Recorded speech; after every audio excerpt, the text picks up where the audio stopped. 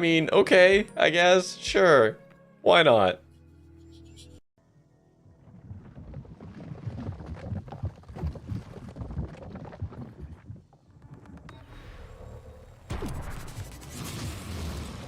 That's not good, even a little. Senpai knows I'm here.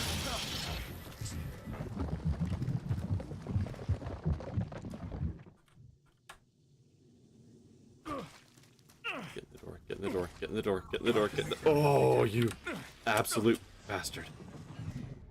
Requesting new operator. Type in material detected. Alright, this is at least gonna get our psychic stuff back.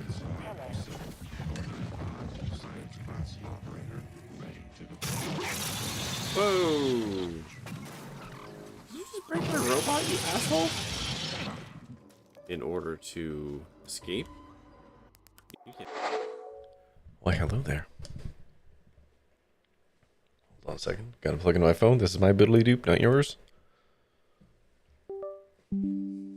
Okay.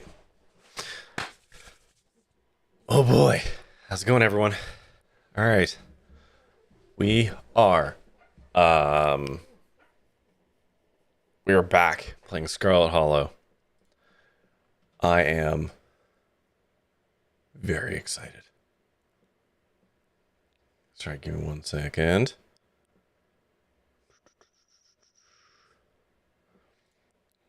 Just gotta fix a thing. Where the hell is it? No. Oh, turn that up.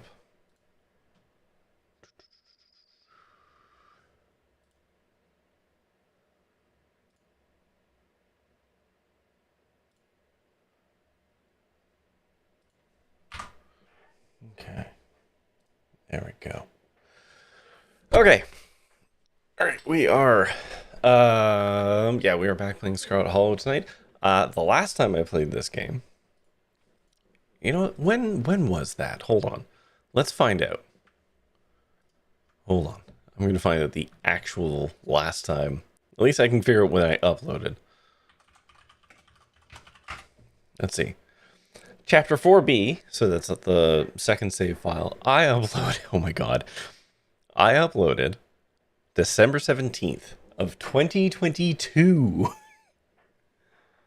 I've played before? Yeah, Max. Yeah, in fact, I probably played this. I don't even know if you were around. Yeah, I don't know when you found me. But yeah, that would be why. Multiple times. Yes, I have 2 saves.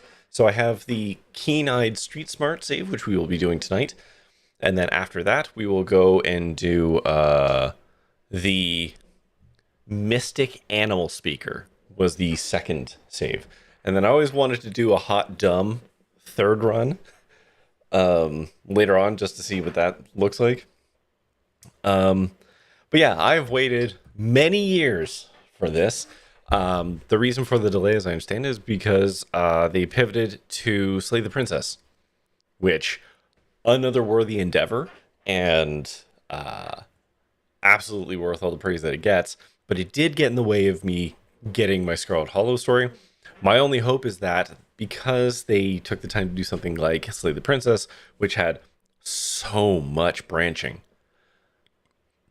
that knowledge, experience, and expertise could come back and make episode 5 that much better. And I'm pretty confident that is the case because they have even gone back into earlier chapters and expanded them. Got them lots of profit. Oh yeah. Yeah, Slay the Princess made them a lot of money. And like, they absolutely deserve it. Slay the Princess is amazing. Hold on a second. I want to show something off. Ugh. Behold. I ordered this a little while ago and did not really show it off at all. Hot Dumb would be fun to do once the whole game is complete. Yes, that is actually my plan, you know, is like once I finish the game and roll credits on it, I will do a replay, a rare, possibly never happened on my stream before replay, where I will play through the game again as Hot Dumb. But this is the Slay the Princess art book. I'm trying to get it so the shine isn't on there. But like it has choose your own adventure stuff. And so you like it's not just an art book. It lets you hop around to like it's a choose your own adventure thing. No, I didn't get the physical edition statue. I didn't. One, it was very expensive. Two, I wasn't actually huge into the statue. But like it is a choose your own adventure book that is also an art book that talks about the different facets of the princess as well as lets you kind of play through it. It's amazing.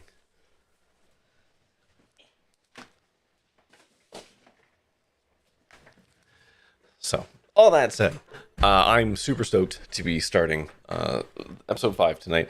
But it has been 3 years since the last installment. So we will be watching the summary because I don't remember shit for shit, really.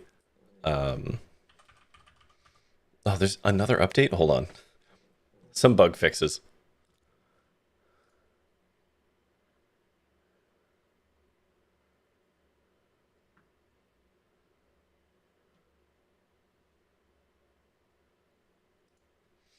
Okay.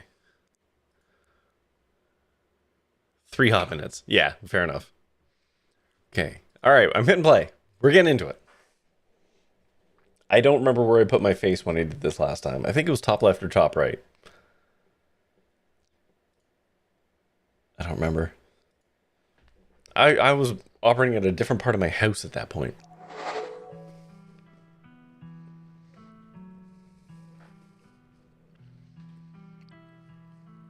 Oh yeah. Content warnings out the goddamn wazoo for this game.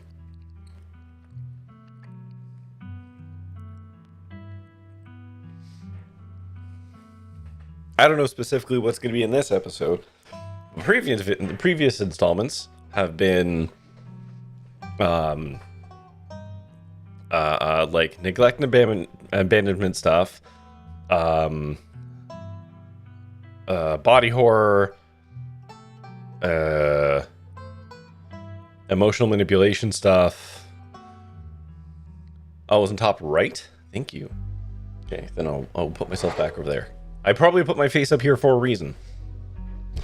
Also, you may notice the bar across the top here. I've decided to leave the AHA fundraising thing open, or the campaign, for the rest of the week. Though I did lower back down to 300. So, still a lofty goal for a person who's never really done charity raising. But yeah, those rewards are still in play. You can still make me do squats. You can still bank up some beans if you want. We doing spooky stuff tonight? No one. Do you know anything about Scarlet Hollow? Short answer, yes. What is hardcore mode? What is this? Hold on. Uh-huh.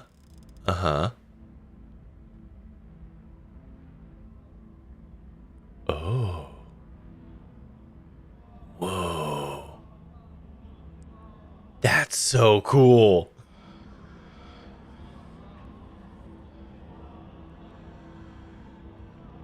No one just said he won't have naughty time with me until I last 6 minutes in the Swarm Mega Bonk.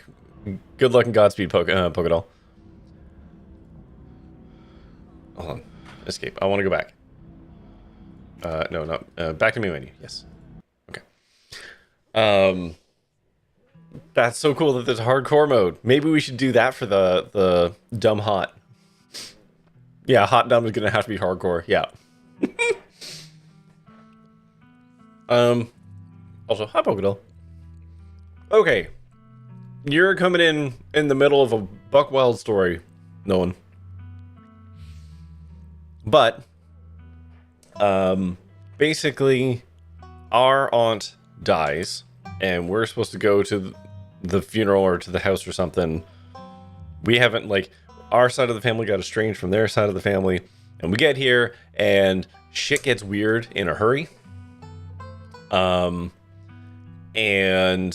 as we start kind of uncovering the past of our family, some weird spooky shit starts happening, and then some straight up horror shit starts happening. We get visions. It's a whole thing. You're gonna see when I hit continue, or load, I should say. And I'm gonna load Wednesday, December 14th. Oh, that was the last day I played it. Hi, Holly. Is this spooky? It is. I know I don't usually play spooky games, but Scarlet Hollow is an exception. Categorically an exception. Hell, I parked Stardew for the next week, or maybe 2, just so I could play this. I have waited 3 years for this episode.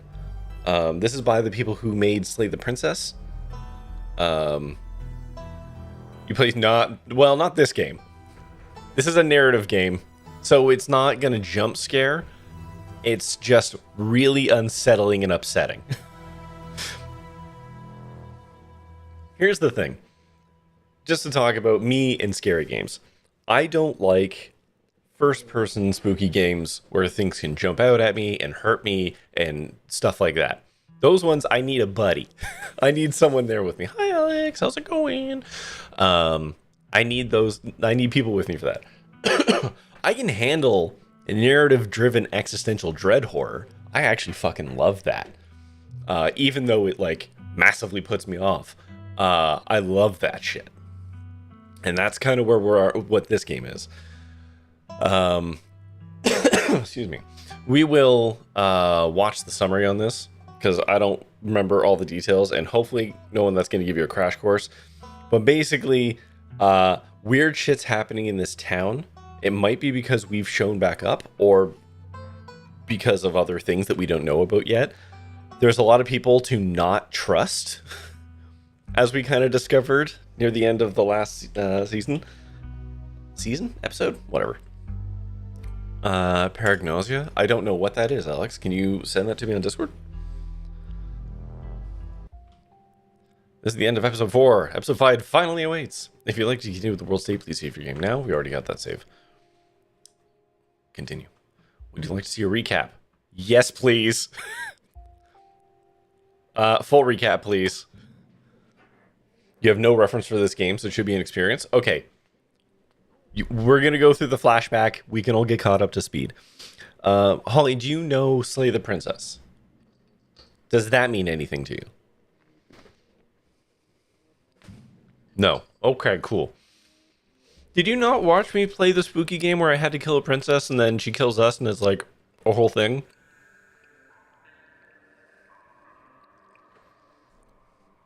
Paragnosia? Oh, maybe I got that then. Was it on Epic?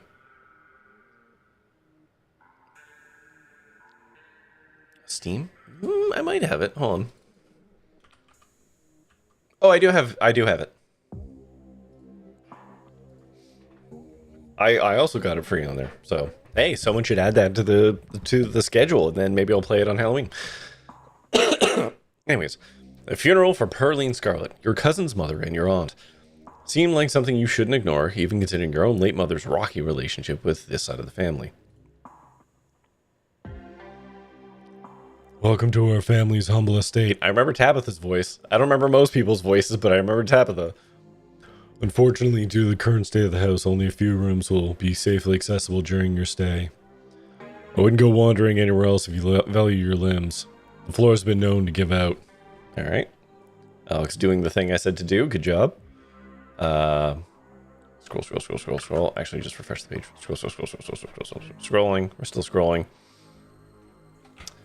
How the fuck do you spell that? Paste. One of those. How to 23.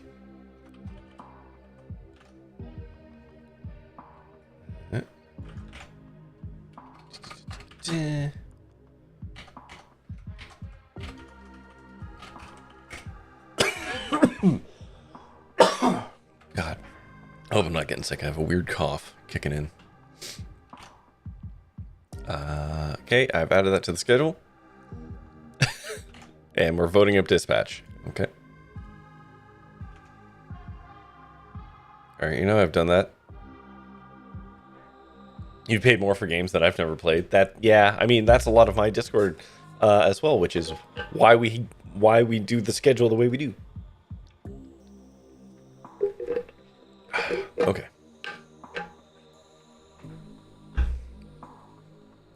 Okay, the floor has been known to give out.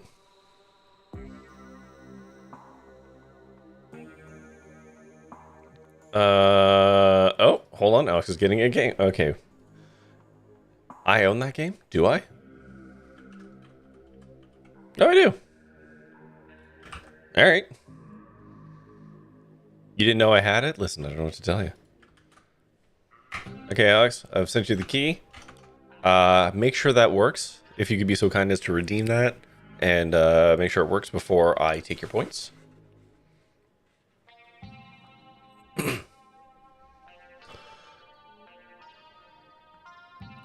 No, I have a whole pile of game keys that I don't know that I have. A lot of them came from Dare Drop or, I don't know, various bundles I've gotten over the years where I'm just like, I don't want these games. So they go into the pile. And then I forget that I have them. It didn't work. Oh no, what did it say? It's duplicate, motherfucker. That does happen occasionally. That was probably a Dare Drop. I've noticed some of the keys I got from them. Oh, I'm sorry. I shall return your points to you, Alex. Some of the Dare Drop keys did that because they didn't have a good system at the time when I was doing Dare Drop. I'm so sorry. As locks fall, the doors moan open, revealing the entrance to what must have been an incredibly lavish ballroom.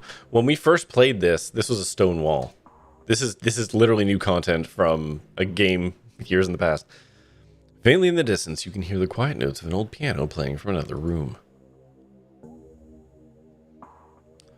So what do you say? Want to tag along?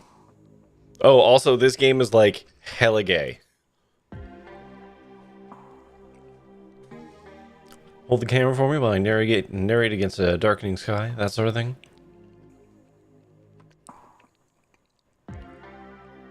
Oh god, what was Duke's voice?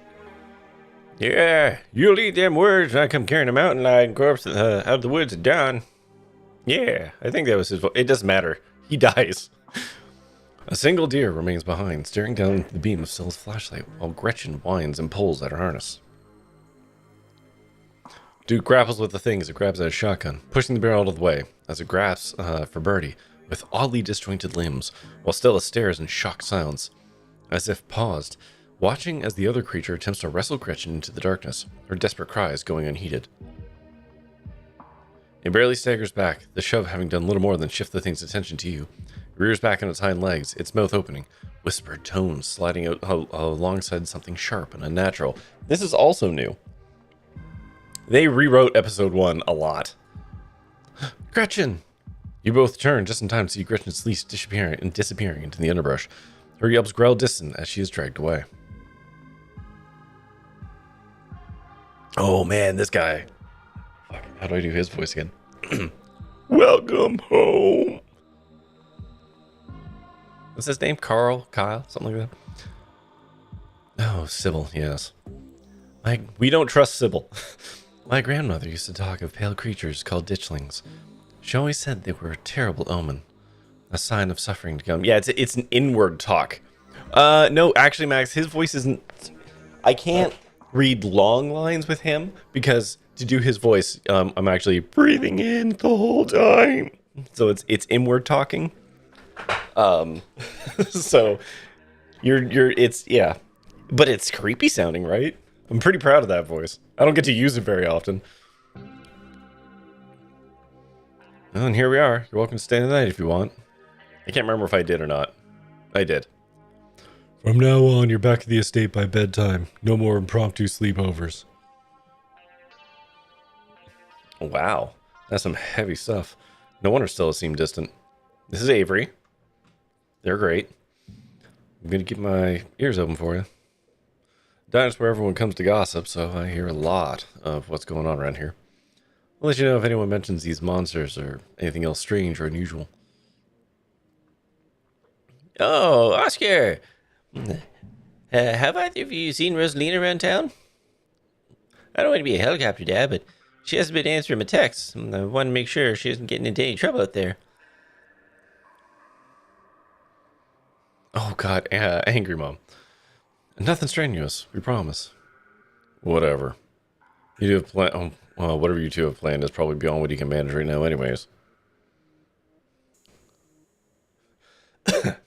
I am the only person in this town who truly cares about your safety. Don't forget that. Even if it's already too late to stop what's going to happen. As miners pack their things, you scribble your phone number onto a scrap of paper. Hey, thanks for the help. It was great to meet you all.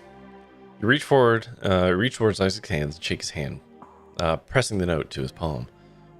Don't mention it. You're interrupted by a sudden movement out of the corner of your eye. A girl carrying a bundle of snacks pops through a hole in the fence and disappears over the crest of the hill. I think we're at... Is this still episode 1? I guess old Maxwell Place still doesn't cut it. It's a secret hideout spot these days. So we go into the mines. My dad says our house is haunted. It is. It was wicked haunted. She's interrupted by a pair of thunderous knocks. You turn to see Becca and Alexis gone, and Rosalina anxiously hovering in front of a small tunnel in the cavern wall. She freezes as you notice her. There's something in the darkness before you that's much louder, that you don't hear it, but you can feel it in your chest, like a deep growl of a predator. Hey, are you alright, Corey? Stella reaches for your shoulder, but not before the light from your phone illuminates the chamber. Yeah, we have a vision about the miners. Corey, you alright? You manage to squeeze through the entrance just as the walls of the mine come crashing down. Holy shit, you're okay, thank God. We all could have died back in there. What do you weirdos do? Everything was fine until you adults showed up. Becca, shut up. Oh yeah, Becca was, respectfully, a cunt. Tabitha doesn't say a word as the car cuts along the darkened road. Tabitha runs the mine. If you're wondering why she's pissed. Oh yeah, possums. There are 2 of them now. Who the fuck is this? God, there's so much new content added to these. This is new to me. As you're ready to leave, Jeannie approaches from the far side of the kitchen. Oh, is she the is she like the caretaker? They redesigned her completely. Tabitha remains between the 2 of you, impatiently tapping her foot. Oh, Corey, before you go, I heard what happened last night. I mean, I heard about it from Miss Tabitha mentioned just now, and then I heard it again. I just want to say that I'm sorry you got caught up in all that. You did right by those kids, though. What a blessing. Everyone getting out of that situation all right. Yeah, she didn't have a design before. Morning. Is the new blend ready? Of course.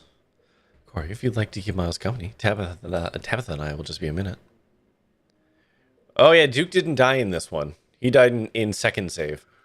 Weird. Bring Corey. Bo just missed Scarlet's cousin. He was there with Stella the night of the woods. Pleasure to meet you. Sir, my name's Bo. I'm Duke's boy. Yeah. Hope you're faring better than all that unpleasantness. Thought you weren't gonna show. I put 2 and 2 together. I know you're related to the boss, and the other guys are all riled up. They're talking action. If they saw me out here with you, they'd think I was some kind of scab. But none of them will listen to me, especially now. They all got bigger things to worry about than a single missing miner. I haven't forgot about them, though. Anything you want to know, just ask. The missing miner is the dead guy who talks like this. Oh, and this is the spot. It's a public garden I've been putting together. It was just an empty lot when I first moved here, but Winnie said it was okay for me to mess with it. So when I'm stuck in a rut with work or music, I come here and dig around in the dirt, disorganize the chaos for a little while. I don't think we came here to talk about my side projects. I've been hearing some absolutely wild stuff about last night. I mean, I don't know how much you overheard in the diner, but it seems like the miners are planning a strike. I forgot about the mayor. The dog mayor. God, I'm so glad I took animal speech in the second save. He's a dog.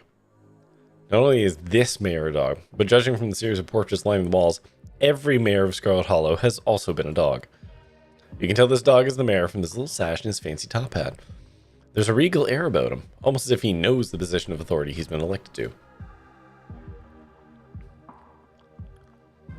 Oh man, I forgot about this guy. Fucking creepy guy.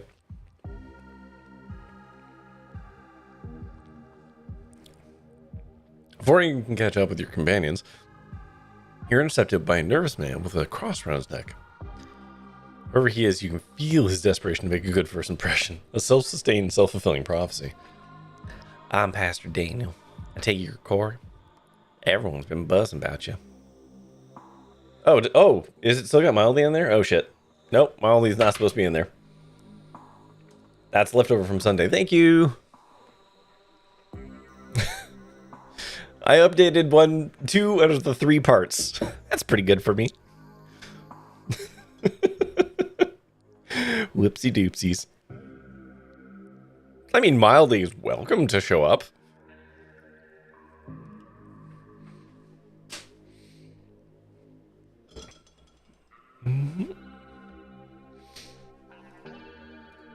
I'm so sorry about your aunt. Aunt? What would this accent say? Aunt? Maybe aunt.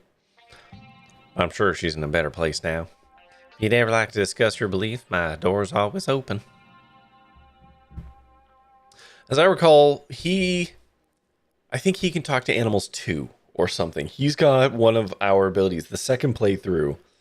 It's either Mystic or Animal Speech, but he's got that, and that's why he's kind of weird.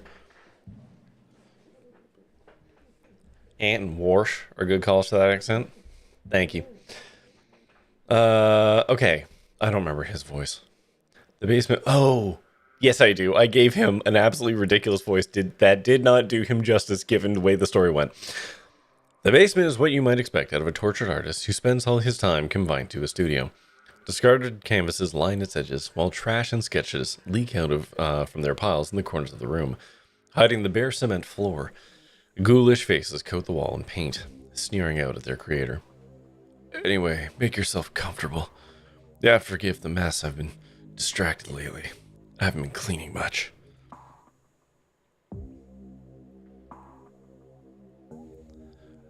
Dinner's already laid out. Dinner rolls and spaghetti, and a light salad. Stella is nervously talkative, and Reese is suddenly quiet and tense. His shoulders tighten as his mother perches on the chair next to his. The Dr. Kelly eyes each of you with a sharp, fierce gaze. So, we were talking about maybe watching a movie or something this week while Corey's still in town. We'll have to see how you're feeling. I can handle a movie, Doc. Yeah, we'll just sit downstairs in the dark. Reese is used to that. I'm sure he'll be okay. You're always overestimating how much you're able to do, Reese. This is why you keep getting sick. If I get sick, so what? It's not like that's ever going to change. I'm sick every day, and I'm not getting better. I don't want to spend the last few miserable years of my life holed up in a basement alone, just to see my friends have been deemed too strenuous. I'm an adult, for God's sake. I can't believe I have to ask for permission from my mom just to have friends over. Reese stops mid-sentence, wincing in pain and wrapping himself in his arms. Don't say things like that. I'm doing everything I can to try and fix. Silence as Dr. Kelly's eyes shoot open. Reese? Reese abruptly pulls himself from the table and leaves. Oh! Hey, you're here sooner than I expected. Hope dinner went okay. Hey, hope not too late. Have missed any creepy paranormal stuff? Wow. We really skimmed past the events of episode 3 with what just happened there. This is, I believe, episode 4 now. Whoa. This is where I've seen it. It appears on top of the stain. Zilla pulls back the carpet, revealing a hatch. The floor around it is stained reddish brown. I'm going for it. Wow, they added boobs to Stella for that cut. That's new art. Movement stirs as a figure cloaked in shadows rises to attention. So this whole section was an absolute flustercluck of a of a spook. So all of our friends show up, but they're possessed and representing other people from what happened in the past.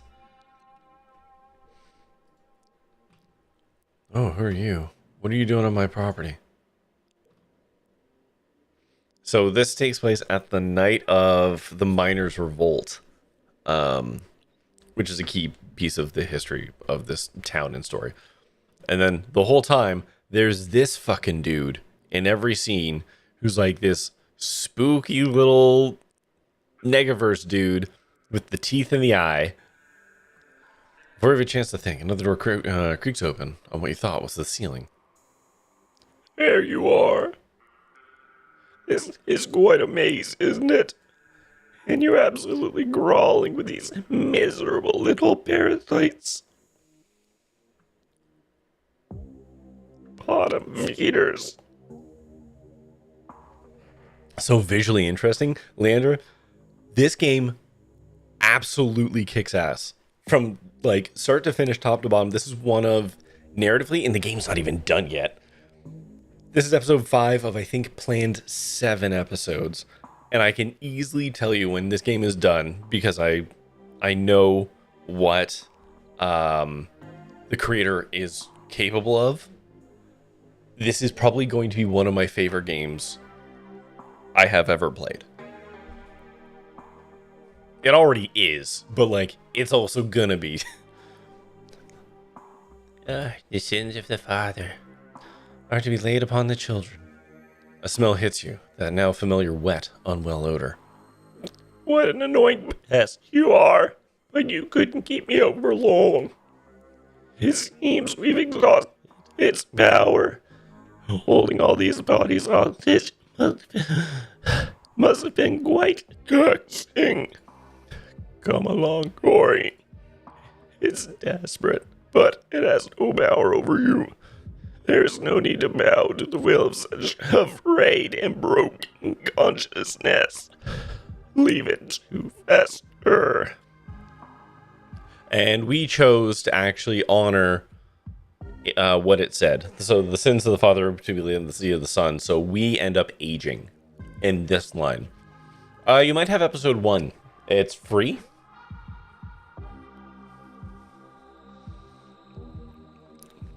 So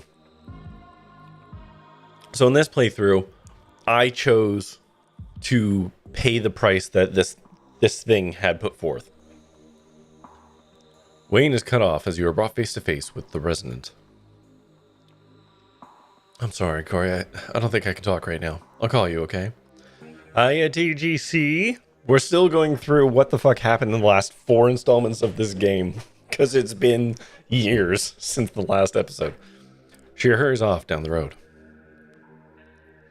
Corey, why don't you swing by the team room tomorrow? Say, early afternoon?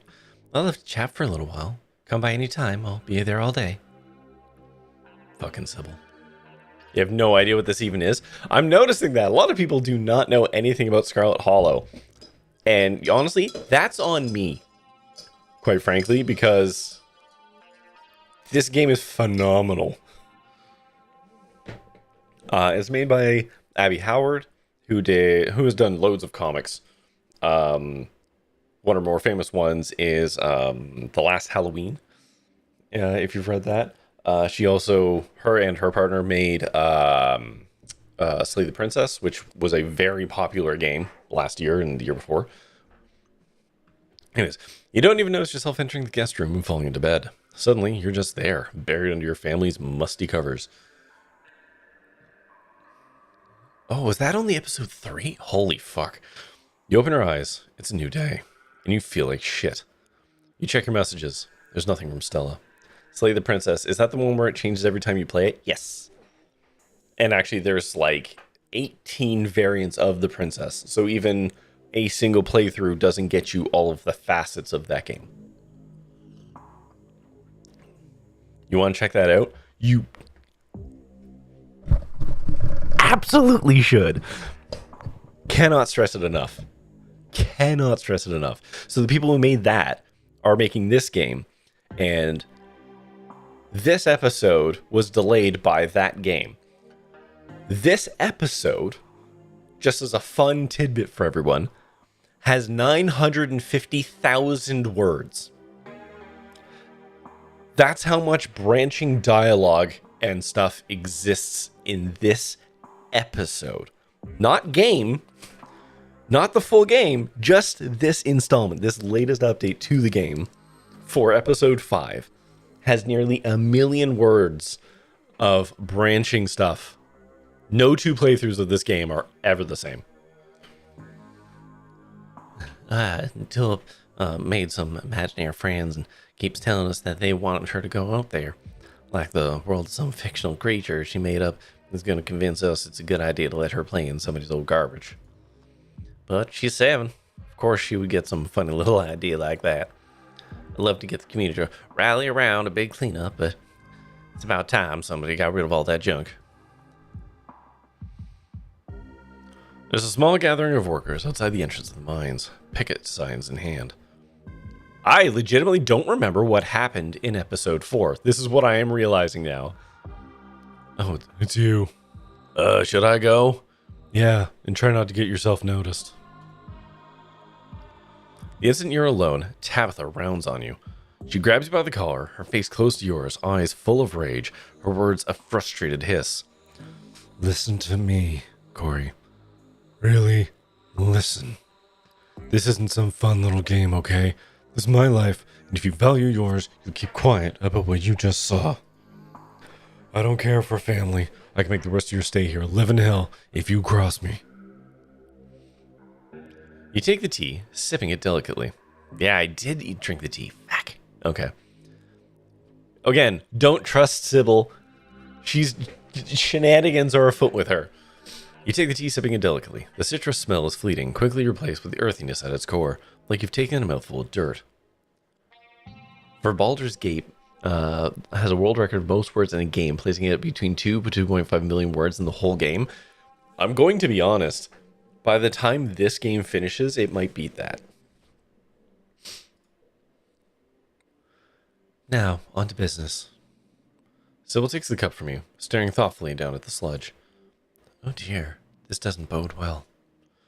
You've got just about every warning that fit in the bottom of the cup. Cross, kettle, hourglass. All of these mean death, misery, difficulty. And the hourglass ties it all together with definite urgency. It's fair to assume that this all has to do with whatever brought the ditchlings. Something is coming, and whether any of us can stop it, I'm not sure. But we may at the very least be able to figure out what it is. There's a central figure here. A cat. An enemy lurking in plain sight. Oh, this was episode 4. Okay, never mind. Ugh, this is wild. I had no idea any of this was here. An entire hospital wing, rotting away for decades behind some flimsy drywall. His voice sounds distant. Your sole focus is finding it. Your feet move without prompting, and you stumble down the hallway towards the far wall, barely registering the antique clutter as you stagger past it. Please, everyone, just take him in. Just take him in right now, because it's gonna go somewhere. Whoa. You okay? You don't respond, and you don't bother to retrieve the axe. The wall is rotten, water damage having eaten away at the wood over the course of unknowable years. The planks nearly reduced to sawdust. You tear into it.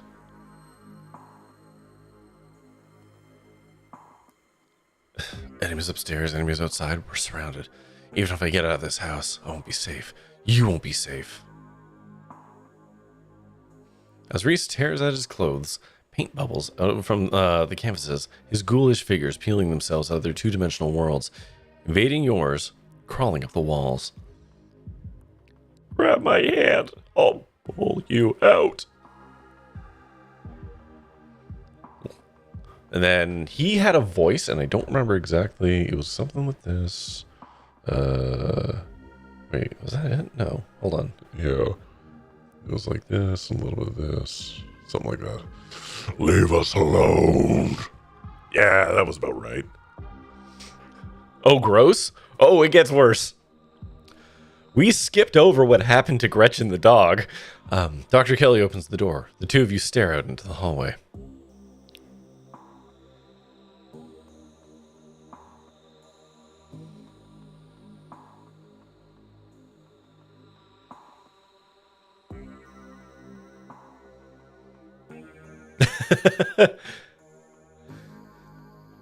What?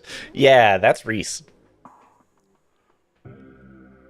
That's Reese. Oh yeah, this game is body horrors galore. I did say at the top of the stream, but I'll reiterate it now that we are beholding. Uh, yeah, this game's got a lot of this coming. Abby Howard does a lot of horror art in like her comics and stuff like that, like the last Halloween, as I referenced. Slay the Princess. You don't vibe well with body horror.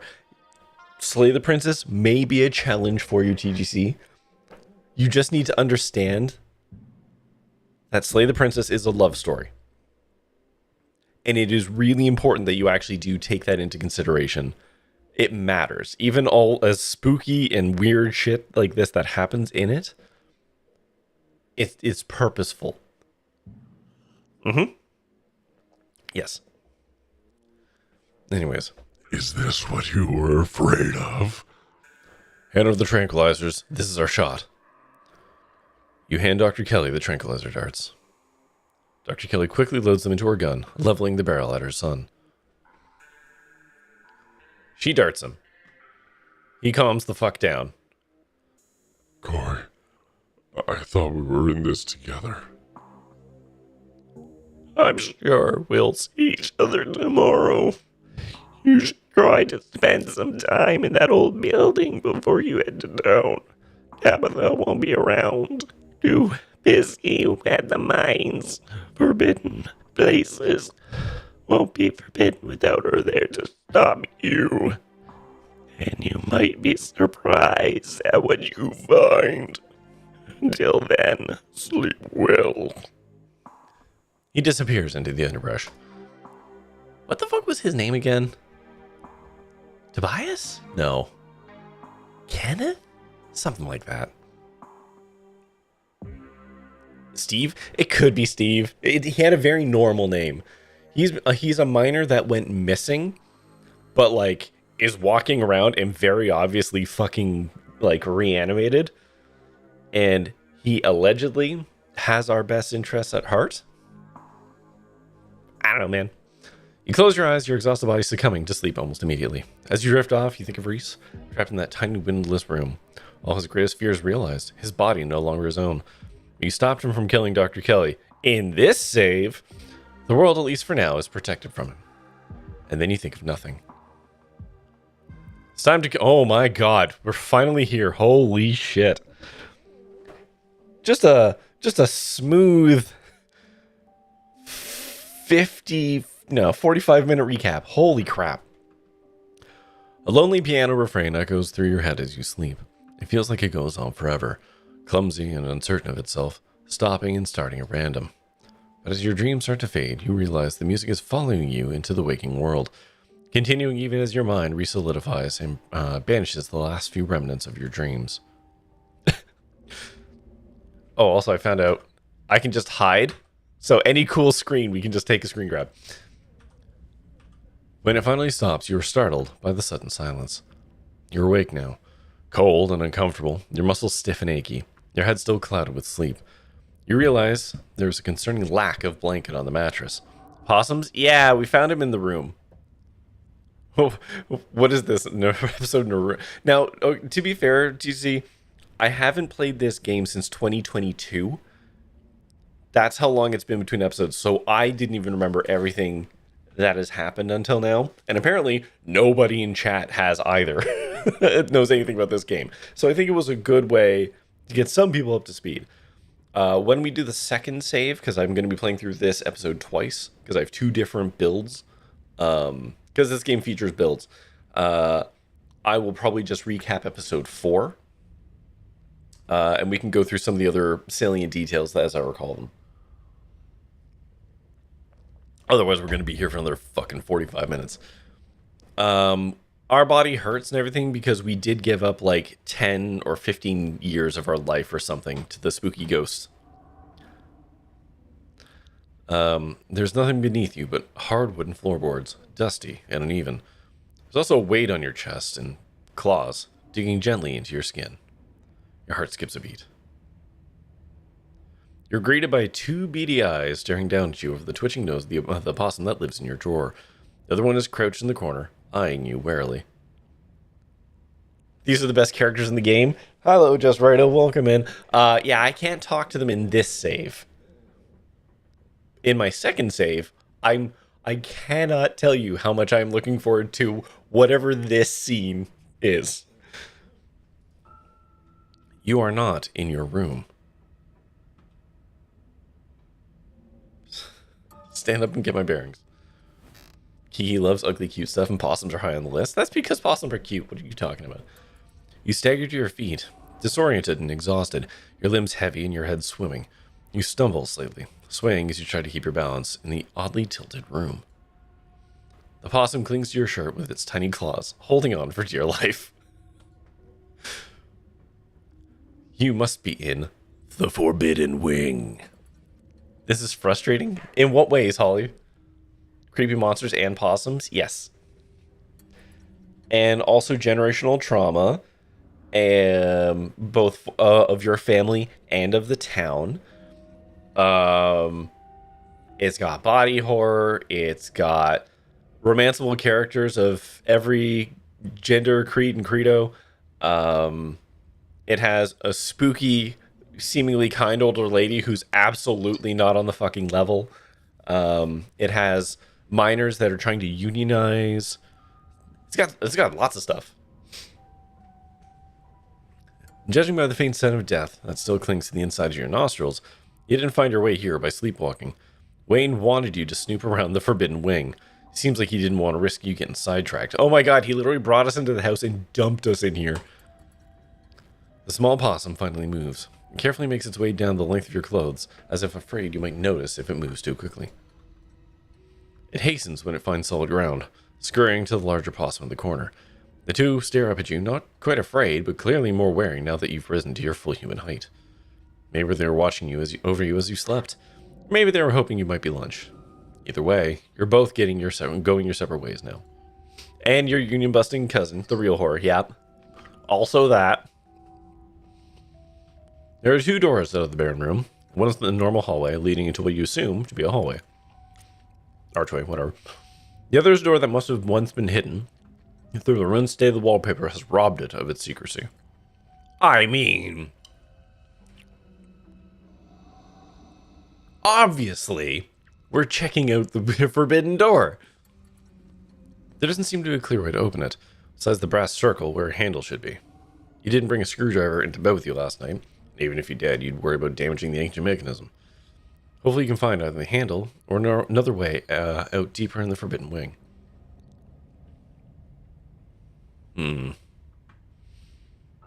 Peek the hole. You lean forward, peering into the narrow opening at what lies behind the door. It's your room. Oh. Oh, no, I hate that. Which means you'd be able to slip right back into the safety of the rest of the house if you could just manage to find the handle. So this is one of my traits. So when you play this game, you get to pick two traits, or if you play hardcore mode, which is the grimmest, darkest option, you get three. So for this run, I chose Keen-Eyed and Street Smart. The estate is massive. There's got to be a better way out of the Forbidden Wing than this. And maybe while you're looking, you'll catch a lucky break and stumble across the key. Okay. You make your way carefully across the slanted room and deeper into the Forbidden Wing. Before you is a long hallway. Dust dances in the weak sunlight, beaming in through cracked glass. A tinge of mildew stings your nose, warning you away, though there's nowhere else to run to now. It's on sale right now? Yeah, because episode 5 just came out. So we just updated with almost 1 million words and a new episode to fuck with you sale. An ornate entryway, its door is long gone, breaks the monotony of the faded wallpaper and staircase looms at the far end. You can't help but notice the tracks leading up and down the grimy hallway floor.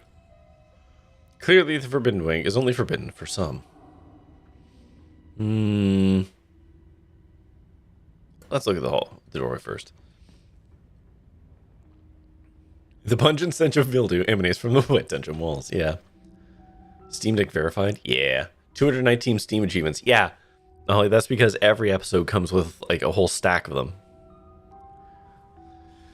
You make your way to the dark doorway in the middle of the corridor. I'm Gallstaff, Sorcerer of Light. This sucks? No, it doesn't, Holly. This is great. You're welcome. I'm glad I could bring you Gospel of Scarlet Hollow. Seems like some kind of entertainment room. The sort you'd expect out of fancy rich people who want to show off. The stench of mildew is strong here. Your already weakened lungs aching from the strain of breathing in such toxic air. Right, yeah, because we're old now. You can see why Tabitha doesn't want you exploring these rooms. There's a large painting on the far wall of the room. From a distance, it looks like it might be depict the town. Your eyesight isn't what it was just a few days ago, but you've learned to work around the degradation of your vision. A bookshelf, or rather, what's left of the bookshelf, is hanging by a single rusted hinge. Its sagging shelves reveal some sunless space beyond, once hidden, now exposed by the rot of this house. I mean, we're gonna get there, but let's look at the painting first. No one gave you a challenge. Immediately beat the challenge. Congratulations, Pokedoll and no one. I hope you can hang out here in your afterglow. The painting highlights a number of old buildings and locales, many of which you've already visited. The town hall, the estate, the mines, and the clinic. Still called a hospital at the time of this painting. The church. And then there's somewhere you've yet to see. The historical Calway, or Tremaine homesteads. A faded bronze plaque beneath reads, in commemoration of Enoch Scarlet, head of the Scarlet Hollow Landmark Revitalization Project, let the past never be forgotten. Okay. It was a challenge, maybe just 5 to 10.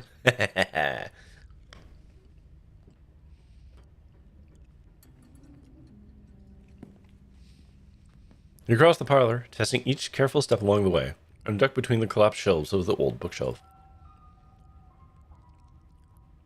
Oh, hell yeah! Secret study full of curios! And also a Confederate flag.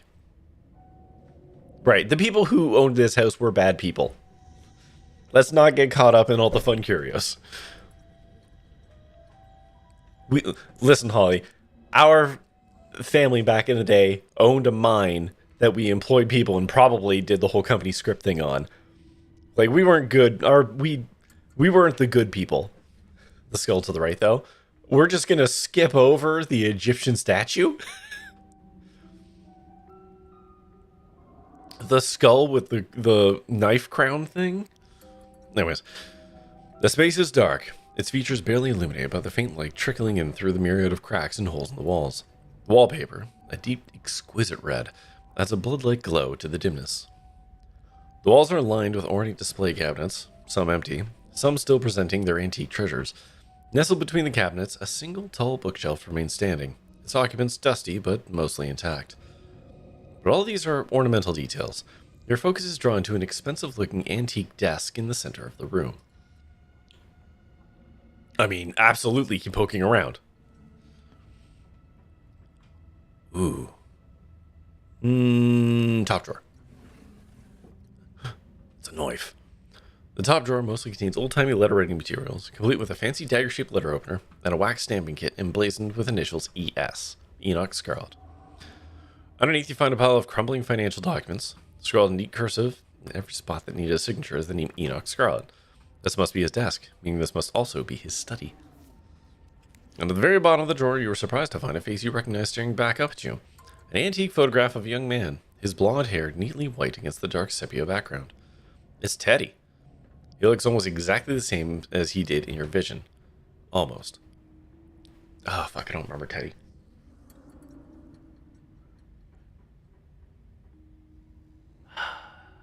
Oh! Teddy was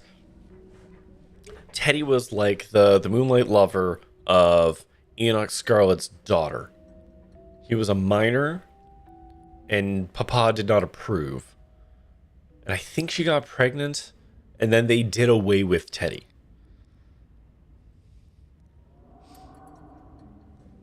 A lot of colonization in this room. Oh yeah, for sure, TGC. Like I said, Enoch was not a good man. She had to get a specific achievement at Megabonk. I'm not into ladies. Let's get achievements. No one only fucks winners. So, You'd still hit it? Yeah, but you wouldn't have gotten his full effort, Pokedoll. You find a girl that gives you Chivos. Nice. Nice. Did you see, buddy? Hey. Good job.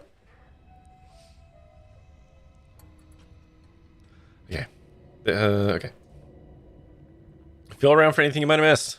Yeah, jam your hand in there. As you search around for anything more notable amongst the contents of the drawer, you notice something peculiar. An irregularity in the molding along the top edge of the desk, almost as if it had been removed and replaced at some point. Secret jar, secret drawer. You slipped your hand into the drawer, feeling along what would usually be a solid oak at the top of the desk. But the space is clearly hollow. Your fingers making light knocking sounds as they fumble against the wood. Fortunately, it's a very simple lock and you have years of experience. In moments, the secret drawer slides open, revealing its treasures. It's a bundle of notes. Ooh, hey, these are the sigils we've seen around town. Oh, good. We're doing magics, dark magics. Fantastic. Thank you for the quote there. Scroll on the first page is a design you find familiar. It's the stone from the pit in the mines. Its many-armed design scratched into the paper by an untrained hand. There are other drawings here, some of which you find just as familiar. The goat head carving from what was once the town hall, the circle of figures from the clinic. There are notes scrawled in the margins around the designs, most either illegible or written in some language you don't understand. A few words stand out. Prosperity next to the stone from the mines, Dominion paired with the stone from town hall, Vitality with the clinic. The remaining captions seem to read Spirit, Bounty, and Throne, all attached to designs you don't recognize. Neat. This game needs to stop having stuff that I would find extremely interesting. Let Holly just buy the game. I'm sorry. Holly is so mad that she just found out about a new game that's going to occupy a lot of her life in the immediate future. But ads are about to start, so we're going to park right here. So go get yourself a drink, a snack, go to the washroom, scream to a pillow, stare into the middle distance, contemplate generational trauma. Holly, go buy the game, and we'll be back in like 3 minutes. Hold on. All right. Can I try something first? Oh no! Don't do no light necromancy. Please don't stick the dog back together. What? You're calling it a dog, but it looks like a machine to me. And? So it doesn't look dead to me. It just had some of its parts scattered. Huh? I'm saying that maybe I can fix it. You really think so? I'm gonna try it. Oh god. Oh god, it's zooming in. Uh-huh. From the meaty perspective. Mm-hmm.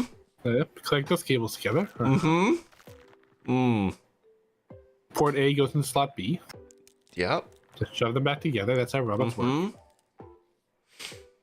And then flip the switch. That was so many noises. But Let's bail! Time to push the eject button! Sounds like a responsibility! You don't like those! I mean, I'm gonna do it, right?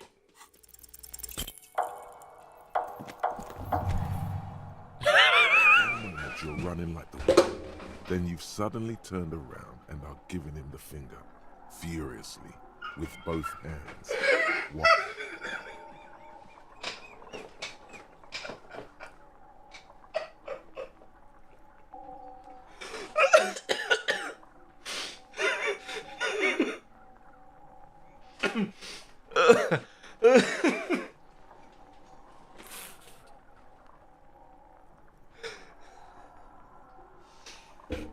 Oh my god.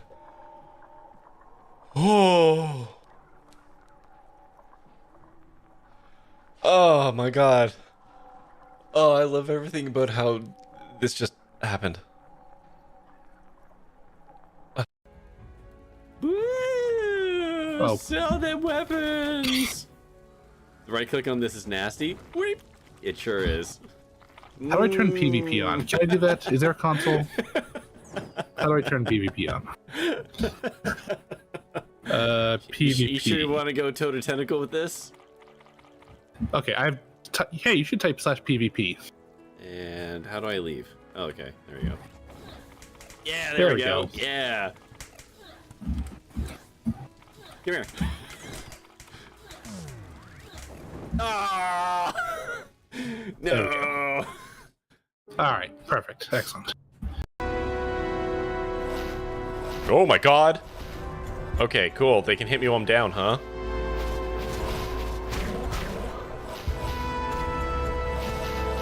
Oof. Okay. That was a lot, all of a sudden.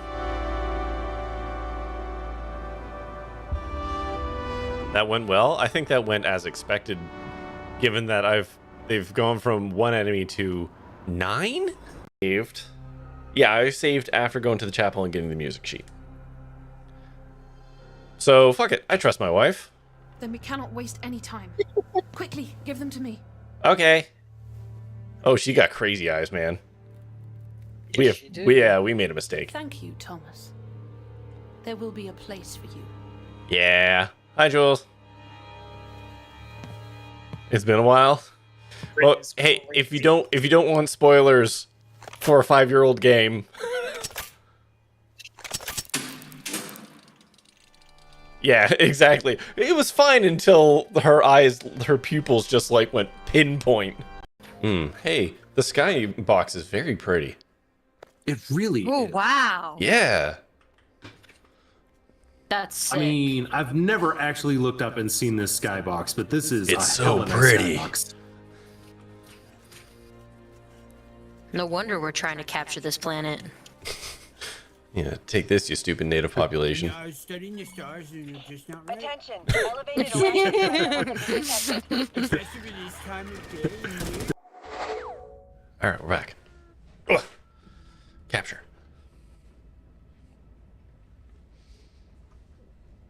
Open the bottom drawer. Boop.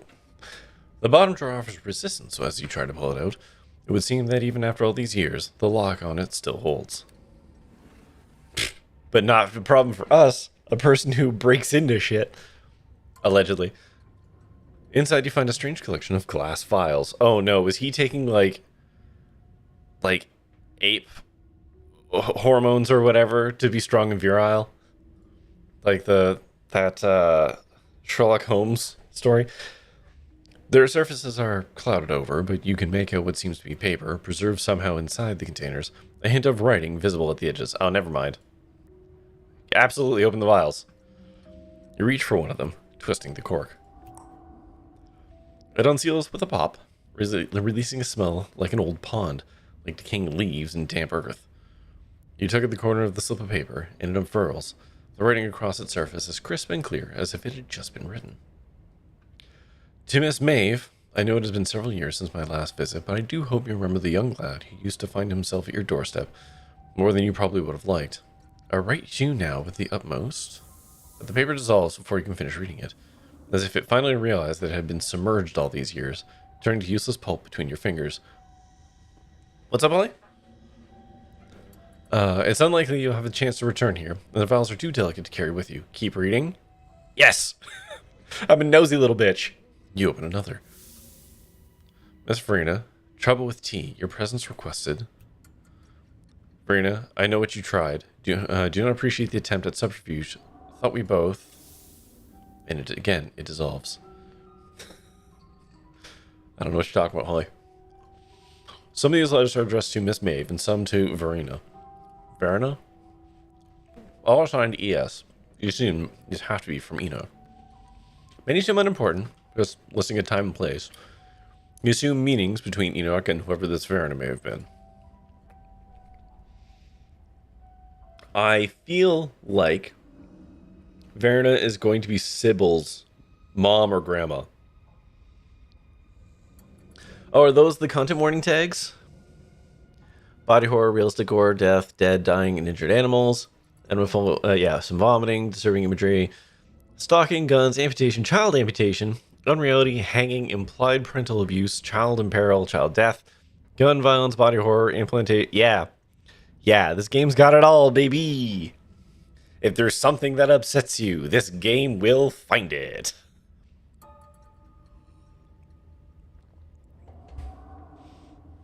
Before you know it, the drawer is empty, the floor around you scattered with drained vials, and the air stinking of wet rot. Okay, step away from the desk. Okay. You turn into the hallway outside of the parlor. Unreality sticks out. Yeah, unreality. So that one part that was like looked like a whole bunch of like paper cutouts moving back and forth. That whole vision area, that is what I think would be unreality. So weird friggin' scenes, if you will.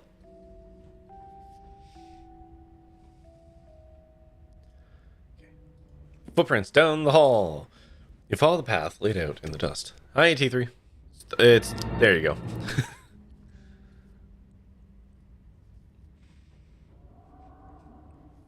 It takes you up a flight of stairs, the way down blocked by debris, and you find yourself on the 3rd floor of the estate for the first time.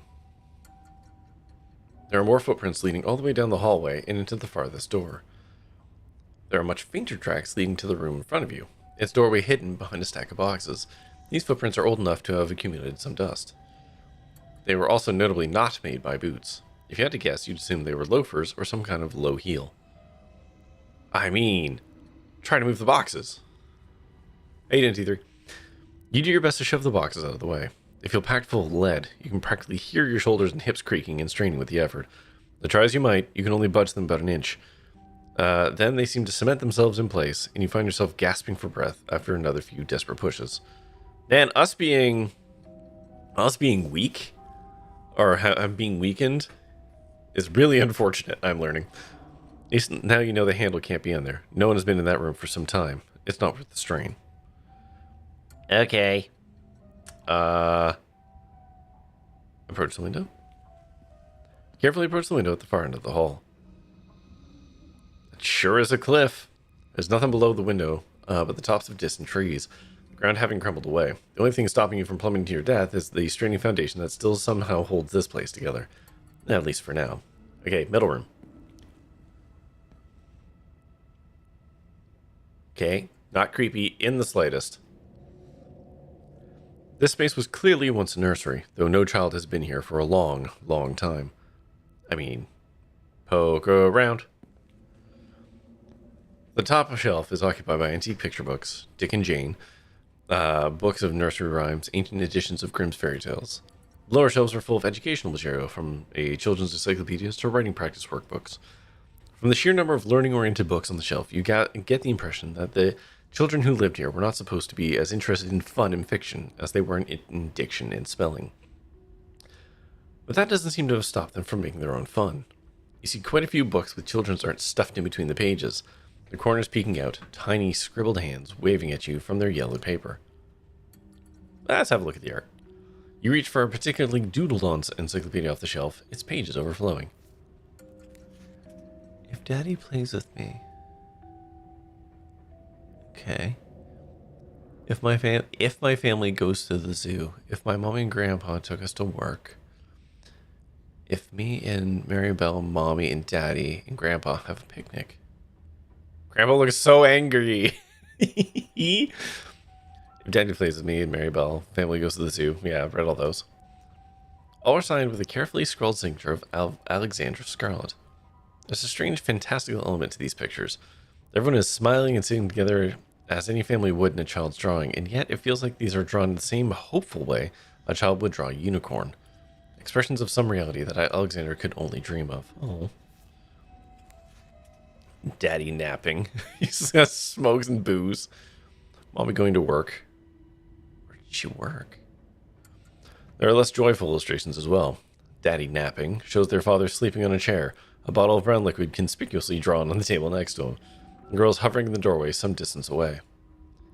Mommy going to work shows the girls crying in an upstairs window of a house as their mother walks away, an angry frown scrawled on her face. Oh, okay.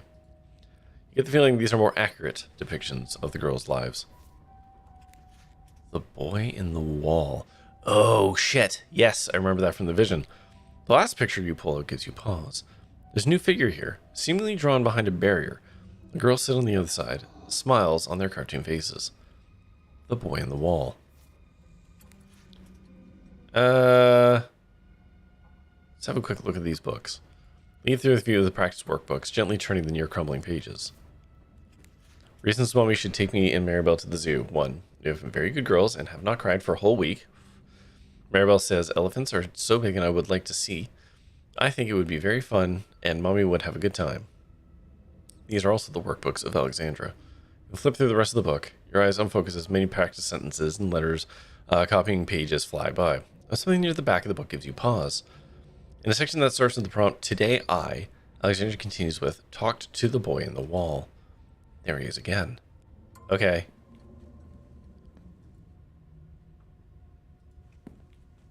Furthest room. You continue following the trail of footprints approaching the farthest room down the hall. The door was clearly meant to be hidden, but it's been left open. Some left it open. For you. This is probably the boy in the wall. The room is starkly empty, save for a rug and a few candelabras. The lack of dusty old boxes and rotting antiques mark it as distinct from the rest of the cluttered, forgotten spaces you've explored. The curtains on the far side of the room catch your eye. Below them you can see the edge of a tiled section of floor, a smooth white porcelain and a strange contrast against the hardwood. Okay, look at it. You cross the room and pull back the curtain. See, this is why I took Keen Eye and Street Smart, literally for the whole ability for breaking and or entering. That was the entire reason I picked it, and I'm very glad that I did. Okay, just double check something cool. You cross the room and pull back the curtain. Oh, that's less good. Behind it is what almost looks like a shower, but in place of a shower head is a meat hook, dangling from the end of a long, sturdy chain. As your eyes travel down the wall to the drain of the floor, you can just make out the rusty stains of what looks like long-dried blood caked in between tiles. There's been an effort to clean it up, but just enough was missed that it doesn't escape your attention. It reminds you of something you might see in an abattoir. You continue towards the door on the far side of the room. Yeah, okay, here's the door from our vision. You exit into a short hallway. There are stairs here, leading back down to the lower floors, but there's also another door. It's hanging ajar, the many locks and deadbolts along its edge glimmering in the weak morning light. The doorframe itself is gouged and splintered, evidence that some desperate creature tried to save itself from the room beyond, time and time again.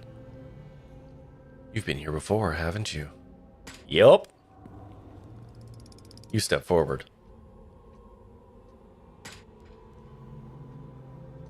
Oh, what the fuck? Okay, this isn't gonna make sense to basically anyone except maybe Eno. This doll was in our bedroom at the start of the game. Like the bedroom that we were staying in, it was in the closet. Some creepy doll. And I did notice that it was missing at some point. Like I remember having the thought of like, oh, creepy doll, that's horrible. And then later on I was like, hey, what happened to the creepy doll? Here it is. Fuck. This was a prison cell. Everything about this place reeks of neglected humanity. The walls are covered in scratches, legible words mixed in with the nonsense of desperate clawing. Look at the scratches on the wall. Oh, I can't quite make out what it says. Oh. Jesus Christ. I would need to like contrast this. Oh, is that a V? I'm hoping that my keen eye sense is going to tell me. The one window, set high on the far left wall, is fitted with a thick pane of glass, as if the iron bars just beyond it wouldn't have been enough to hold the imprisoned. You can't help but notice the doll from your closet sits watching you from the bed, one eyelid drooping.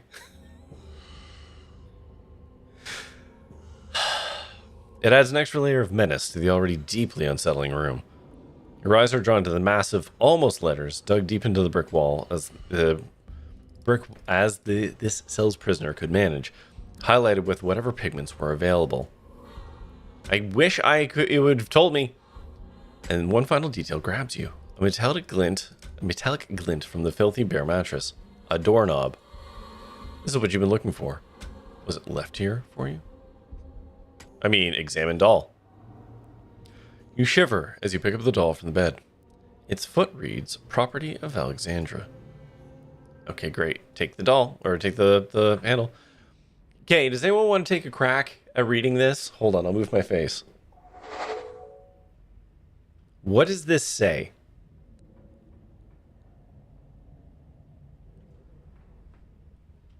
That's obviously an O. Is that a V? Hold on, I'm gonna hide this for just a hot second.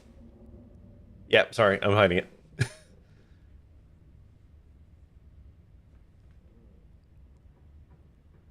I think it's meant to be unreadable. I don't know that it completely is.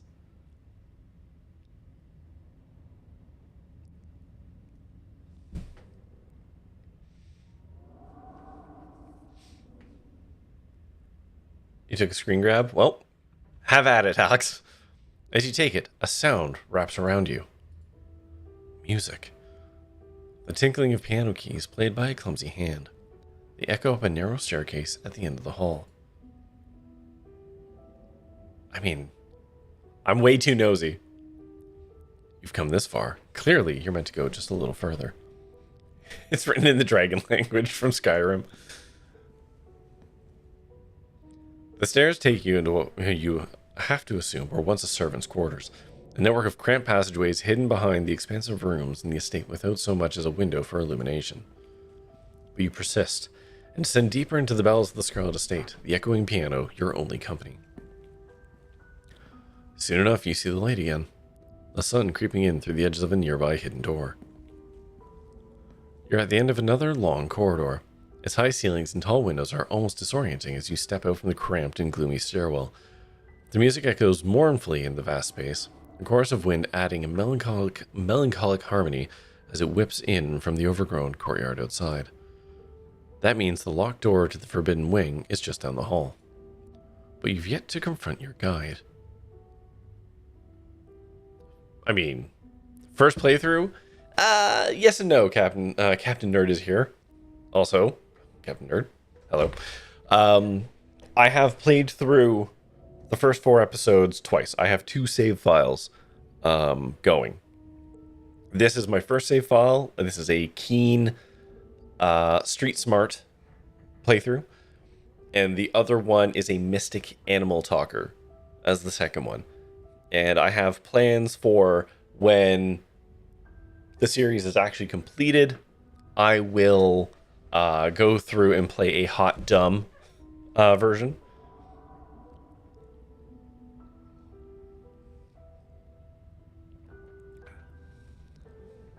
But this is the I delayed in playing episode 5 to today. Hot and dumb sounds so funny to you, Mystic. Yeah, Mystic talks to animals is such a cool combo. It really is. The amount of cool information you get from it. You play a hot dumb character every time you wake up. I know, Pokédoll loves it about you. Hot is also the only trait you can... So in this game, you can romance a person. There's a number of people you can romance in this game, because of course you can. Hot lets you romance all of them, I think? Or multiple? I don't remember the stipulation, but hot is the only way that you can smooch more than one person. I believe the correct term is himbo. Sure. Himbo, this is a compliment. We gotta find the piano player. The musician plays on as you move cautiously through the dark. The slope now so dramatic it feels like walking downhill. The jagged remains of the floorboards jutting out like splintered trees. Ah, there you are. This is going to be so tough to talk through. This is going to be so much because of the inward talking voice. Buckle up, everybody. The flow of notes finally stops as you reach an open doorway to what was once a music room. Wayne, that's his name. Wayne stands from the bench of a battered grand piano, turning to face you. Oh, now you've seen it, Gory. Achievement, Angel of Music. Cute. He makes his way down the tilted floor towards you. A breeze passes by him, carrying with it the smell from the wound that is his body. What a descriptor, fuck. I hope you enjoyed the show. He stops just a few paces away. and I trust you understand the implications of everything you've seen. Booksmart's one of your personal favorite traits. So much info. Yeah, Booksmart does seem very interesting. If you aren't careful and you put your faith in the wrong people, things could go very, very wrong for you. Okay. Cool, normal background music. Fan of the opera reference all of a sudden. This game's S tier. Yeah, Holly, I wasn't kidding. This game, my Wayne voice is too good. Thank you. It's hard to do long sentences though because I'm breathing in as I talk, and I try and modulate it in my mouth. Nobody cares about this, but where did you find the scratches? In the locked room, or formerly locked room. Thank you for the follow, cat. Well, right, they're anonymous, but I think we can all guess. His name is Wayne. Yeah, his name's Wayne. Well, the body is Wayne. I don't think we're talking to Wayne at this point. I think we are talking to Enoch right now. That is my going theory, is that we are actually talking to Enoch, because I think he did some fucking shenaniganery so that he didn't actually die. If and I had to guess. But thank you for the follow. Follows are technically anonymous here. What's my backseeing spoilers policy? No, thank you. If there are games where I don't give a shit, so to clarify, since the start of 26, I and people of the community have been doing a community-assisted Stardew Perfection run. So playing Stardew Valley, trying to get perfection. In that one, I don't give a shit. If you want a backseat, give tips, whatever, I look up a guide, 100%, no problem. For a game like this, no thank you. I would like to just kind of go through it. Unless I very specifically say something along the lines of, someone answer this for me. Like, I will usually be very straightforward if I want information. Otherwise, especially for a game like this, I'd rather just you sit back and you can enjoy my reactions as I have them along with me. Oh my god, there's how many? Hold on. 1, 2, 3, 4, 5, 6, 7, 8, 9, 10, 11, 12, 13, 14, 15 options. Just 15. Jesus. Honestly, what's with all the dramatics? What's all the dramatics? Isn't this a little theatrical? There were things you needed to see, and I doubt you would have been interested in a private guided tour. Not when I'm the one who would have been giving it. And once I'd helped you find what you needed to find, I wanted you to choose to come and see me. To know you were truly open to conversation. Now, I can't help flirt with him. Okay, so fun fact about that, Holly. Somebody made a joke to Black Tabby Games, Abby Howard specifically, saying, why can't we flirt, or why can't we romance Wayne? And she said, hold on, you know what? I'm going to pull it up because someone recently got mad at me for this. Scrolling. Someone said, like, this is your fault. Okay, here we go. So, oh no, I'd have to go back in time to buy it because she didn't. Oh, there we go. If this post gets 1,000 likes, we're adding Sex with Wayne to episode 5 of Scarlet Hollow, making your pus-filled dreams a reality.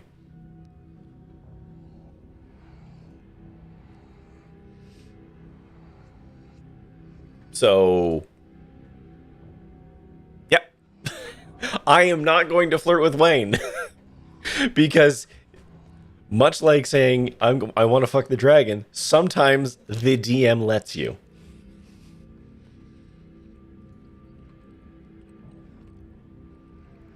Is he wearing a bag on his head? I think it's more of a shawl. Hot Dumb has to fuck Wayne. Deal. More like a veil? Yeah. Fine, you know. Hot Dumb's primary thing will be to have sex with as many people as I can. I will make that a primary funeral shroud. I think, I'm gonna be honest, y'all, I think his face is just fucked up. And he put a mask over it so he didn't run away.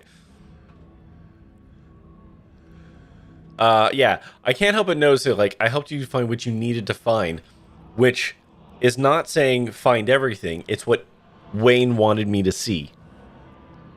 Because nobody's talking to us straight in this fucking game. You're still not telling me everything. Sippy, sippy, sip, sip. Thank you. It's all fucking shenanigans. Do you want to be someone else's puppet, Corey? I can guide you to where you need to be, but it's up to you to open your eyes. Wake up, sheeple. The witch holds some of the final pieces. Find her, pry them from her hands, and then everything should start falling into place. Right, so my brain's already kind of running on this because that's what my brain does. The witch may or may not be Sybil, but it could also be related to Sybil. Sybil is somehow related to the witch's side of things. I don't know in what way. But Enoch obviously did some fucking shenanigans by creating those, like, eldritch crests around town. Presumably, he was using dark magic to make himself rich and powerful and using the town as, like, the bedrock of that. You have no idea what he could be talking about. Unless you're already starting to forget about her. Memory is a disloyal thing, isn't it? Physical, easily manipulated. But something missing from your head doesn't mean it's gone from the world. Standard billionaire shit? I mean, it's more like old coal baron shit, but yeah. I don't know who you're talking about.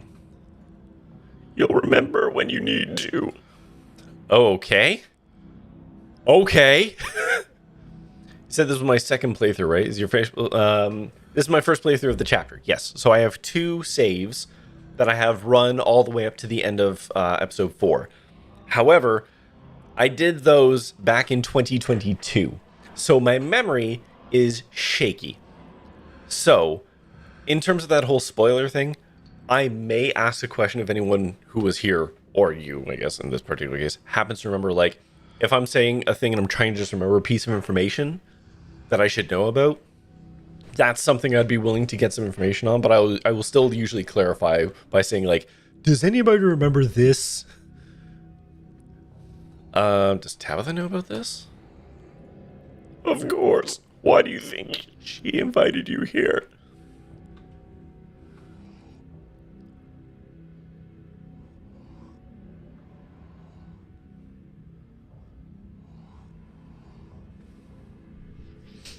Remain silent. I don't trust any of those.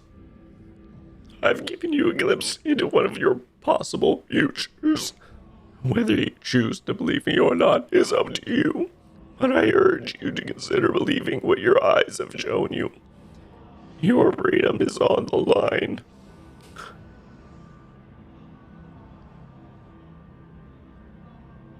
Okay, what's up with the doll in the room? She liked it, so I liked it too.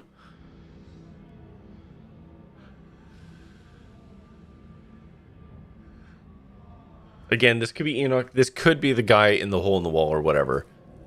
But that doesn't... I don't know. Something about it rubs wrong. Like, the obvious connection here is that this is the boy in the wall. That's like the obvious thing to make the connection here. But if Enoch was such a conniving little shit, who's to say that he wouldn't take on that role in order to work whatever's going on here? It was nice to see it again after so many years.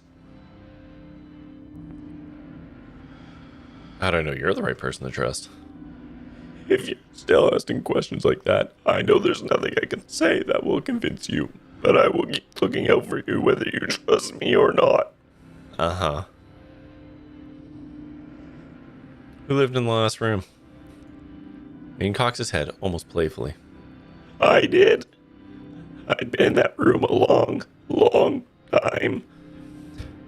Though my being free is now meaningless in the grand scheme of things, the town itself is enough of a prison that I might as well be stuck behind that door.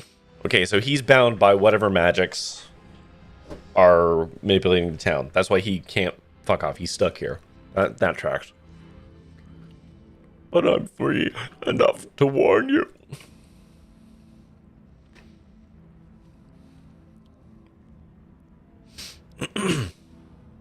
Oh, God. I hate that that's there. What do you mean the town was a prison? I mean, I'm pretty sure I understand the mechanics here, but spell it out for me, man. I can't leave. No one really can. As it stands now, Scarlet Hollow doesn't like letting go of its prisoners. They may be able to cross the town line, but not without paying a price. That could be changed, though. It wasn't always this way, and it was never meant to be. We can put an end to it. Uh-huh. Dustin's voice tomorrow morning. Actually, the regular talking hurts more. Wayne's voice is one I can do. I just can't do long sentences because of the obvious breathing in shit aspect of it. But his voice actually doesn't hurt me. I actually tried really hard to avoid the voices that I can do that hurt this, or hurt my throat. You can't see it? Nah, that's alright, Alex. Actually, that's a question for you, Captain. Is the scratches in the wall supposed to be discernible? Because I couldn't quite read it. That can just be a yes or no. Obviously, it was lettering, but I couldn't quite figure it out. And apparently Alex couldn't either. You could make heads or tails of it? Okay, there we go. Thank you, Alex, for the old college try. Did you need to carry me off my sleep? Wayne twitches almost imperceptibly before answering. Oh, yeah? A moment of weakness. I was impatient.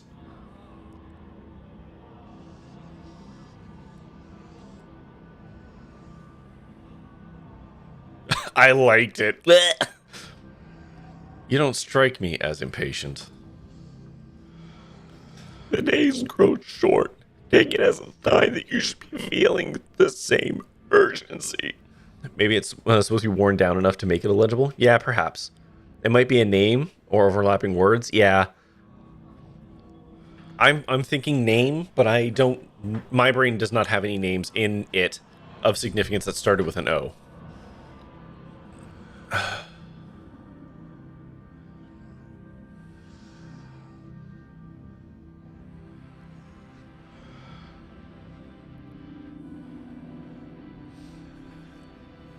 I don't like any of these options. I don't believe you, but I don't like the I don't know what to think, this is all too much. I want I don't know what to think.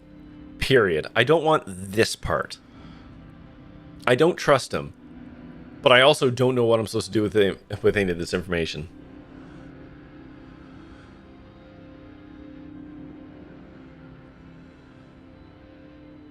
I'm gonna go with this. It's as close to the middle of the road and where I feel as I can. Wayne's shoulders seem to relax slightly, as if he's relieved. Good, good. Our enemies rely on keeping us divided. You want to tell me who our enemies are, champ? They know how much stronger we can be together. Be careful who you trust. I will always be there when you need me. Uh-huh. Wayne steps away, his shining eyes watching you unblinking from behind his veil, before finally disappearing back into the darkness of the estate. Nothing left for you to do here but leave.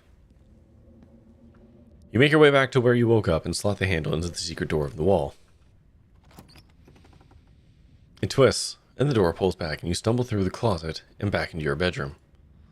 You lean against your doorframe, relieved at once again having sturdy, unsloped ground beneath your feet, and moderately clean air to breathe. Oh, you going to bed, Alex? Fair enough. Thanks for hanging out, buddy.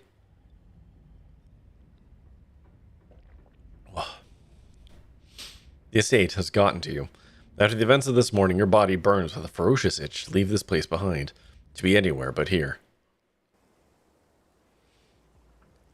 You leave in a haze, mindlessly grabbing clothes and uncharged phone, barely even noticing your surroundings as you rush outside. The morning's revelation seizing your body and mind alike with a suffocating grip. The cell, the doll, Wayne's insinuation that Tabitha has known about all this, even more, that she's partaken willingly in your family's crimes. Yeah, I don't believe that either. That's the thing. I don't believe Tabitha's on the up and up of everything that's going on here.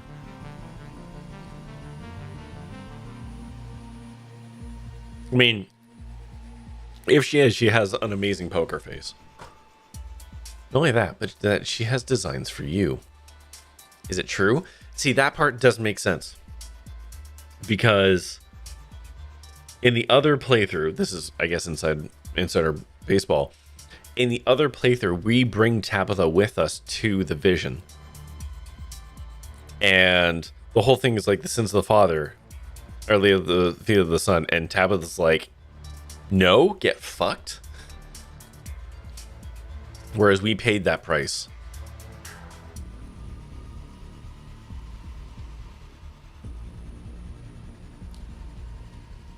I think she needs to explain herself.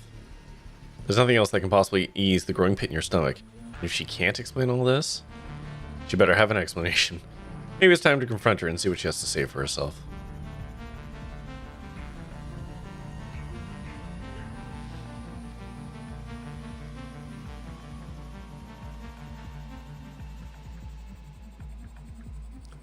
Why else would she invite us to Scarlet Hollow, though? It's a good point. Also, I like that the ditchlings are just part of the background. I mean, it could be something as simple as, like, just my mom. But maybe, yeah, maybe they also need us. I don't know. She doesn't strike me as somebody having grand machinations like that. I mean, I'm not talking to the cops. That is never the answer. I'm gonna go to someone I can trust first. If you just manage to throw yourself into the arms of someone you can actually trust, maybe they can help you. Maybe you don't have to deal with this alone. Yeah, I want backup. Can you trust anyone? I trust Stella.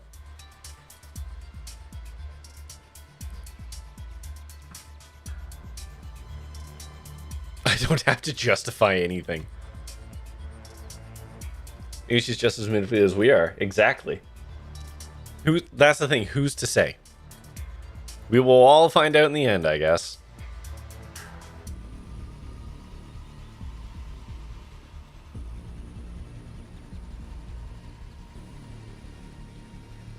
I mean, I think she knows everybody. If anyone will be able to rally the town around her, aside, it's her. Run to Stella? Yes. You make your way over to Stella's house, desperately praying that, by some miracle, she'll be home, and that her disappearance yesterday was just an unfortunate misunderstanding.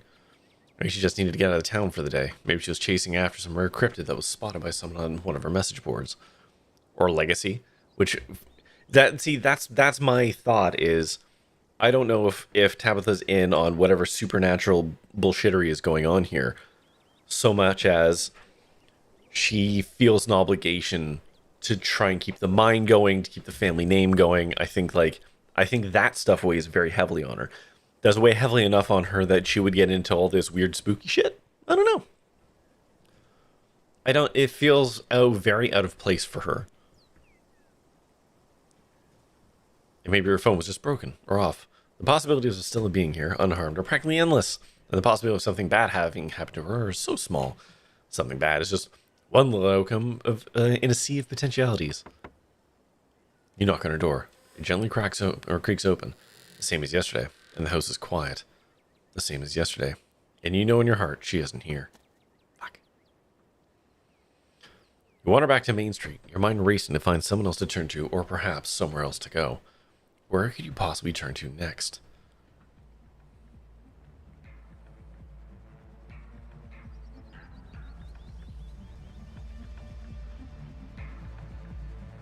No, I didn't see Still the Last Path because what happened was in this playthrough we went through. So we didn't have Tabitha. We went through the whole spooky vision quest thing. I took the hit and aged like 10 years or whatever the fuck it was, and it freaked her the hell out, and then she like disappeared from that point. I think, if I'm remembering correctly.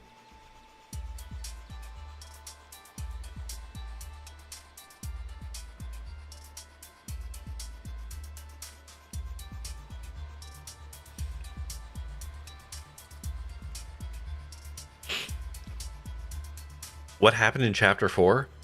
I wish I could tell you. The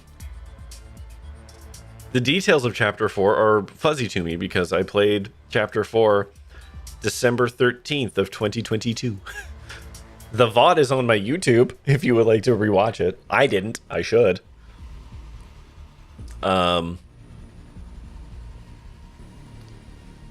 Journal continue? What? What? Dios mío! Okay, cool. Met Stella's friend. Whoa. That's really cool, because that's Kanika. And I can't remember Kanika's name, because Sybil fucked with me. Because I drank the tea with Sybil. So my second run through, I can see that Sybil's not on the up and up. And like, and so I'm pretty sure I didn't drink the tea with her. But that's really cool because that's Kanika, which also, interestingly, in here, where is she? She's not in the list.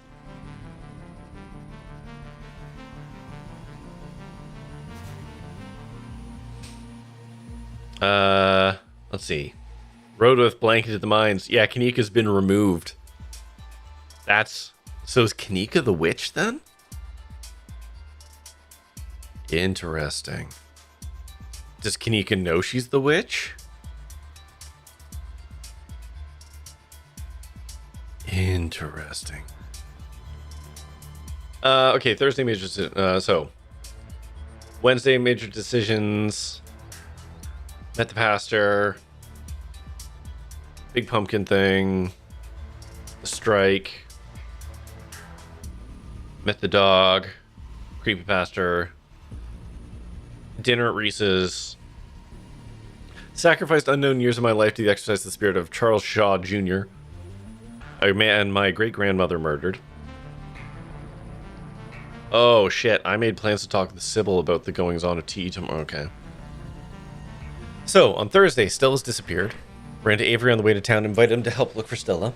Checked her house for clues. She wasn't there. Visited the church, didn't find her, but I did learn about its rat problem. Went to the mines to look for her. Yeah. Cousin threatened us. Snitched on Rodriguez after catching and collaborating. Oh, right, yeah. I remember that. I immediately turned around and snitched on the scab. Because fuck scabs. Did a tea reading with Sybil. Yeah. Found my family's medical history. Counted another stone. Rodriguez the rat. Yeah, oh, I absolutely. It was just like, she's like, oh, she's getting scabs to keep the mind going. Oh, fuck her.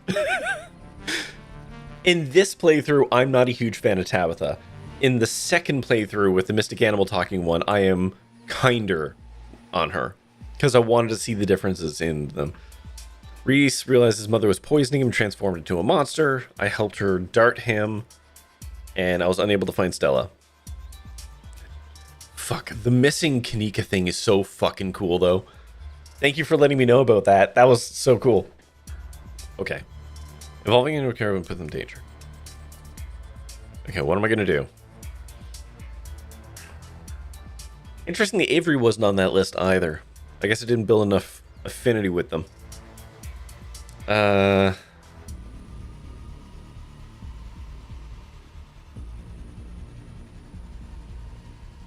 I gotta find the witch.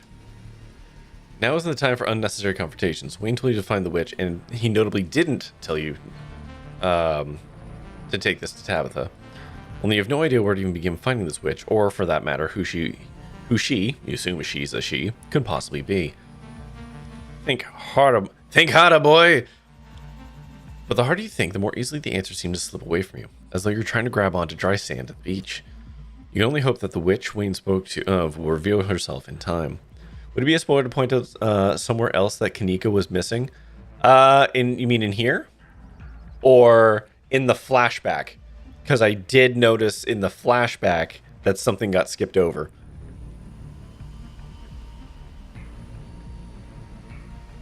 Because Kanika was pointedly absent from all of the flashback. And she was with us. She was with us in the mines. But yeah, she's missing because Sybil's fucked with us.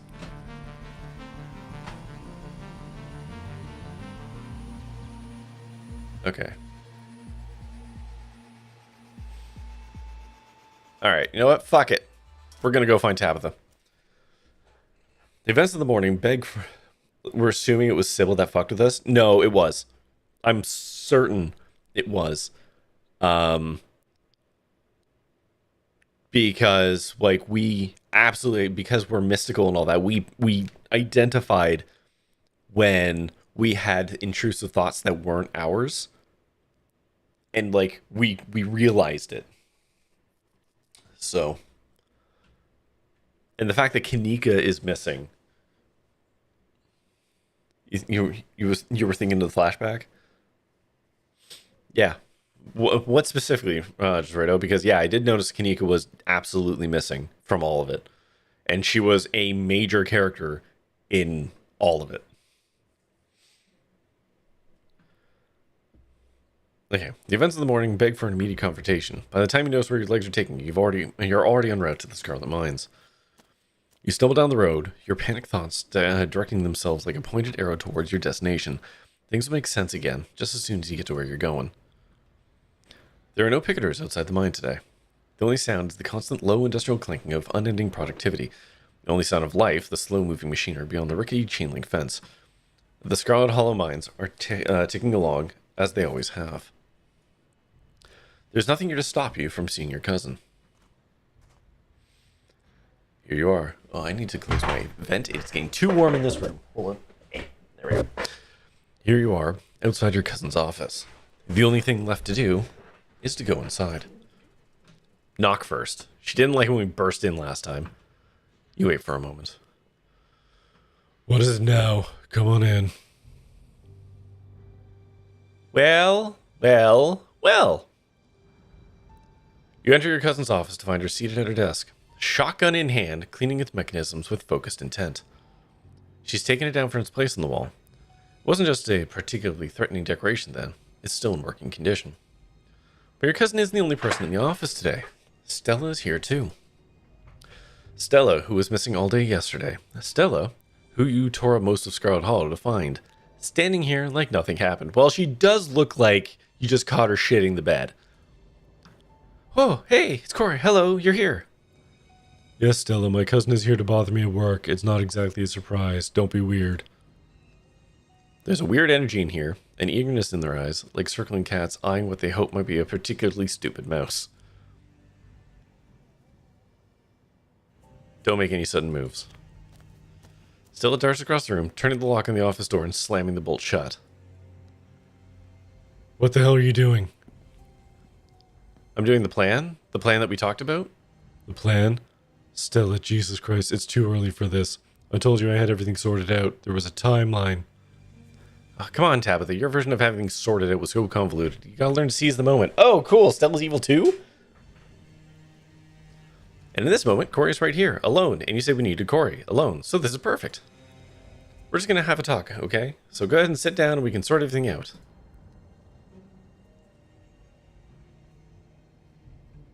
You have not seen this? Nobody's going to see all of the games of this game.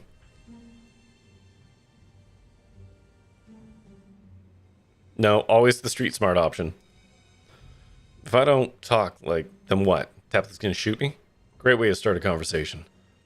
Nobody's talking about shooting anybody. Neither of us wants to hurt you. Trust me. Tabby loves you. She wouldn't do that, right?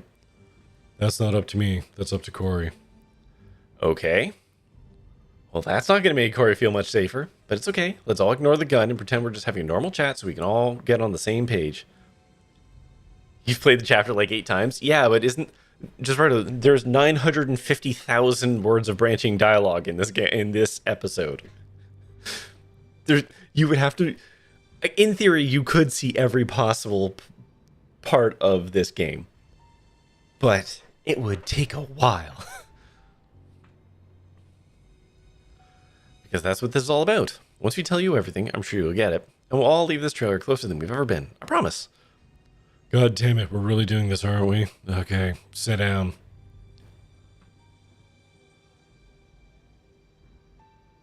This better be good.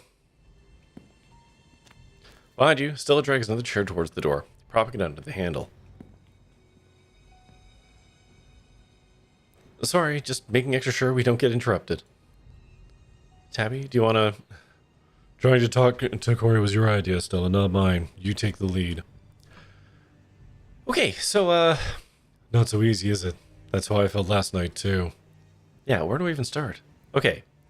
Magic is real. That's obvious at this point. Even if you could write off the ditchlings as weird creatures or hallucinations or whatever, Charlie isn't exactly something you can explain anything but magic. So there's no debate there, right, Tabby? Yeah. And I'm sure you've noticed, Corey, that your family's all connected to this. It's no coincidence. It was after the collapse. Enoch, the town was going to fall apart, so he made a deal. He saved Scarlet Hollow, but deals usually come at a cost, right? So he had to trade something for this town's salvation. Though the price was only paid by Scarlets, it's always been paid by Scarlets. A Scarlet is locked away from the world, bound to the estate by magic, and in return the town itself prospers. Yeah. Yeah. So the boy in the wall. Oh, I get it now. The boy in the wall was the illegitimate son of their daughter. They killed the one guy, but they locked the kid up and they used him. Okay. There isn't a Scarlet locked away anymore, which is why everything has started falling apart. The deal's broken. Well, temporarily broken, and there's only so much time left to fix it. That's where you come in. You're a Scarlet. You have the power to save the town if you're willing to use it. And I don't see why you wouldn't. If I could do it instead and save the whole town, you know I would, especially since that would mean spending the rest of my life with Tabby. I can imagine worse fates. I mean, really what we're offering is free room board for life. We'll make it nice for you, spruce up the place, and then cook for you, of course. Like your own personal chef, and we can play games and let you watch movies and keep up with the news. It doesn't have to be such a bad thing. This is fucking psychotic. It's not like your marketing job is anything worth going back to. It sounds awful. Tabby could even drive you to Guelph to pick up a truck for you. So what do you say? This information I only knew the other half of. I knew who they've been locking up since Enoch, but not the why, or Stella being on board. Yeah, this is quite the fucking twist. Gotta say.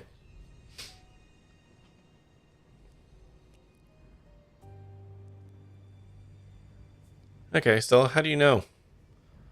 How do you know Tabitha's told you everything there is to know about this? I don't think you understand how well I know Tabby. She told me about the room you'd be staying in, and I've seen enough to know she's telling the truth. Tabitha remains conspicuously silent.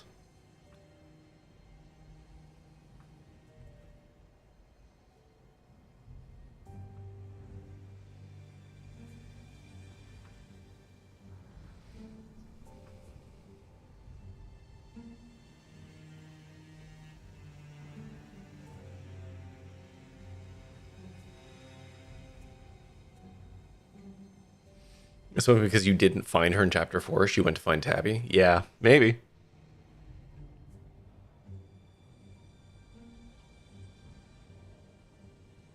Yeah, what does the witch have to do with all this? Wayne told me to find the witch. Yeah, by the way, I'm talking to Wayne. Let's make it weird. A witch? I guess I shouldn't be surprised. Since magic is real, I guess witches must be too. It doesn't matter if witches or wizards are real, or if they all go to some magic high school with centaurs or whatever. None of that's relevant to us, and more importantly, you should not trust a word that comes out of that thing's mouth. I feel like it should go without saying, the rotten thing stalking you is not the most trustworthy source of information. I mean, you could go looking anyways, just in case. Still, this is not the stuff from your YouTubes. This is real life, and we have a job to do. No more looking for clues. I have all the clues you could want.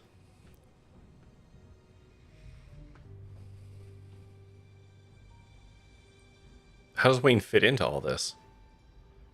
Don't ask me about him, please. No, I'm fucking asking.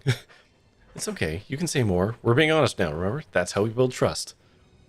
Tabitha sits in stubborn silence for a long moment, squirming under Stella's thoughtful gaze. He doesn't fit into this. He's just a mistake. Not my mistake, and one that should never have happened, and won't happen again. And don't keep needling me about what shouldn't have happened to Tabitha. Why is he all gross? Is he dead? Is he alive? Just stop bringing him up. I know we're supposed to be all open and chatty or whatever, but it's painful for me. I liked him. It's okay. You have me now. Yeah. And that's better. Even if everything else is worse, that's better. Okay, cool. She didn't answer her question. Yeah, I noticed that too.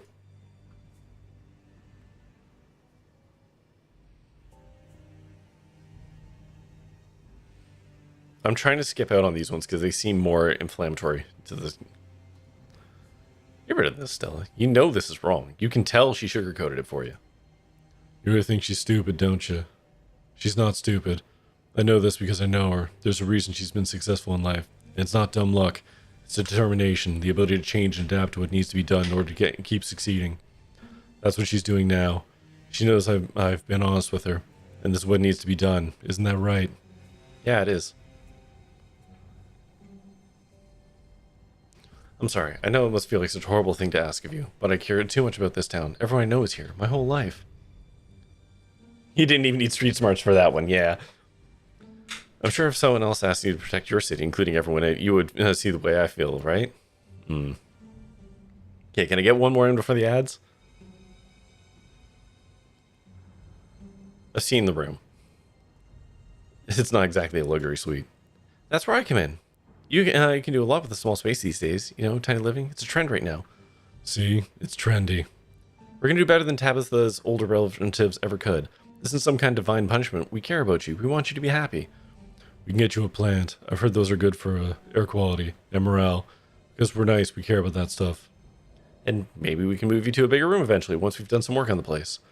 But we can only do work on it if it stays standing. And it only stays standing if you know you do this.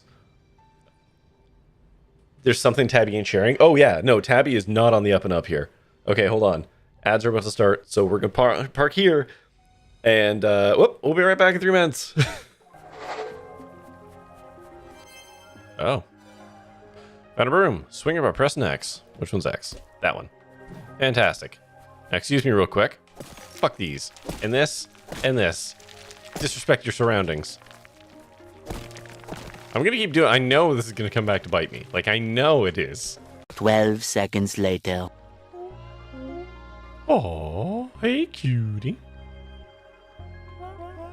It's so nice to see another fresh face around here.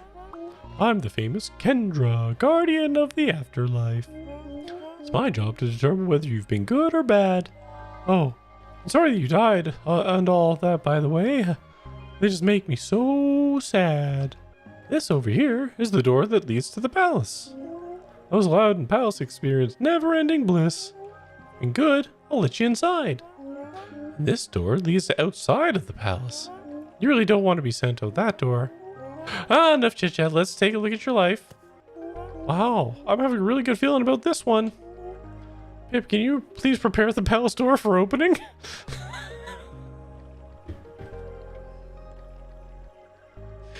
Now, I want to point out, even though I know exactly what's about to happen, is you can't get here without breaking stuff.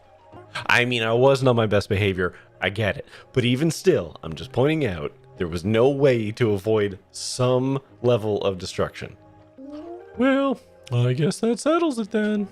You're a very good cat. I have no choice but to let you into the palace. Wait a second. Seems to be another page. This says, after you died, you landed here in the palace entryway and then you smashed some of my statues? This is just awful. And as punishment, you will be banished outside the palace for eternity. Wait, I didn't mean to do it.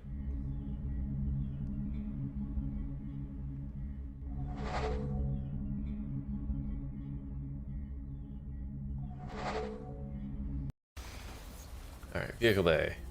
Construct me a teleport module.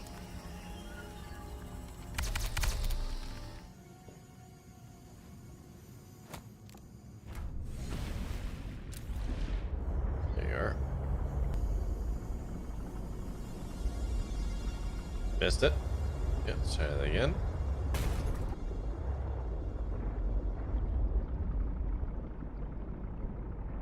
God damn it.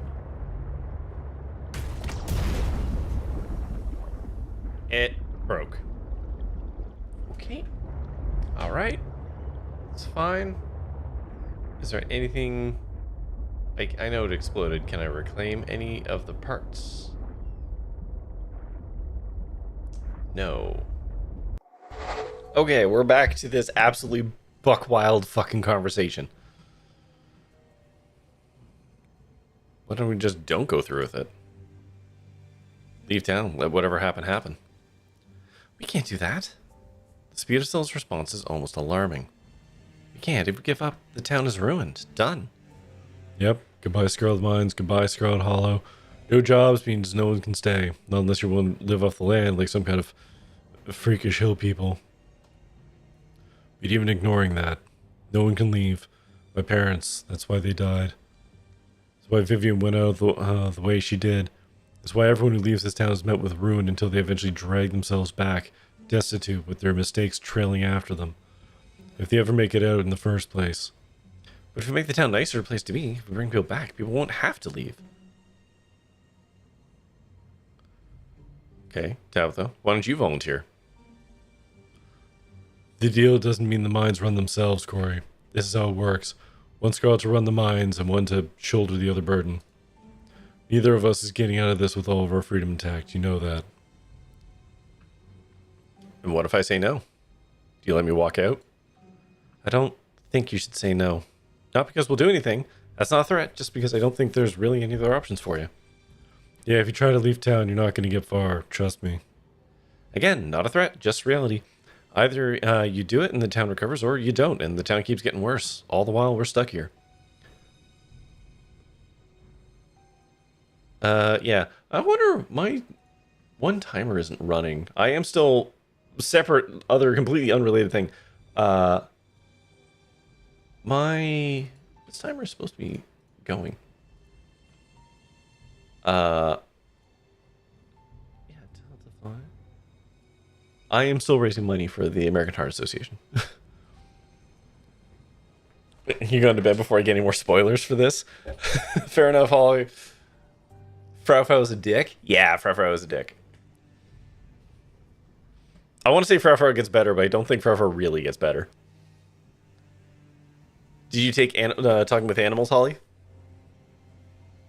Yeah, that's supposed to run automatically. Timers and StreamerBot are not great. They don't work all the time. Yeah, I am still raising money for the American Heart Association. I'm going to keep that up until the end of the week and see if we get anything. Maybe they shouldn't be threatening you while they need your help, right? It's not like there are good options here.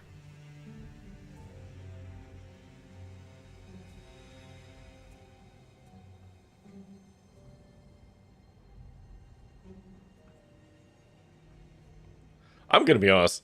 Both of you can fuck right off. What'd you expect my reaction to all this to be? An enthusiastic yes? Okay, you leave now. Good night, Holly. You played for 30 minutes. Not sure if I can stick with Animal Talking, but it's been hilarious. Animal Talking is legitimately really good. I will say, Animal Talking gets you a lot of really cool information. You can both fuck right off. Sorry, but fuck off. What'd you expect my reaction to be to this? Still, this is pointless. Damn. You notice your cousin make an odd twitch. Some unnatural movement hidden behind her desk. Unnatural but intentional. There's some sort of switch that she hit. Maybe she has a panic button. Since we're all being honest here, I'll go ahead and let you know I've tipped the line to the police. There's a button here behind the desk. I think we're done talking, so let's sit here in polite silence for a bit. I'm sure it won't take long for them to get here. It's not like they ever have much going on.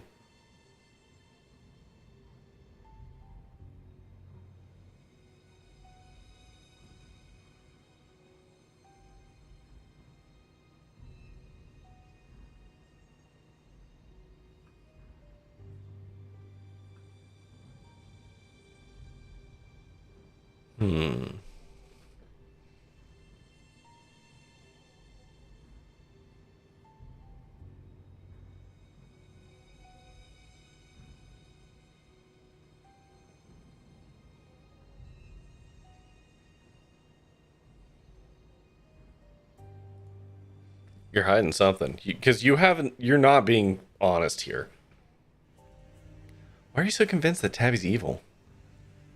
Just like everyone else. They never wanted to try and understand her. They just decided she must be evil or something that isn't worth listening to. She literally wants to lock me up in a house.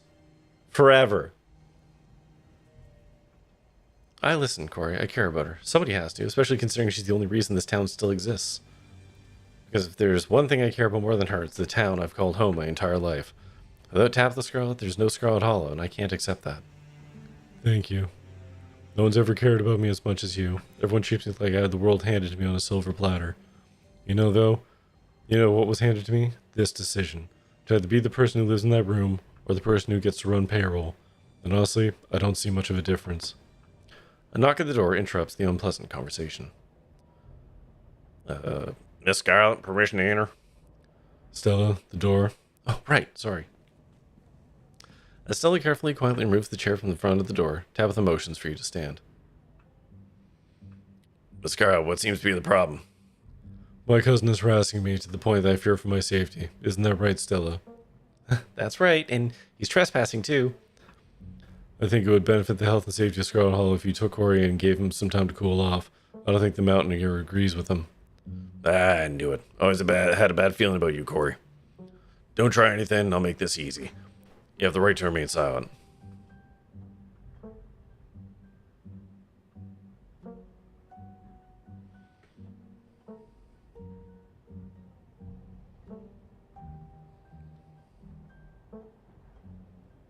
Yeah, get me the hell out of here.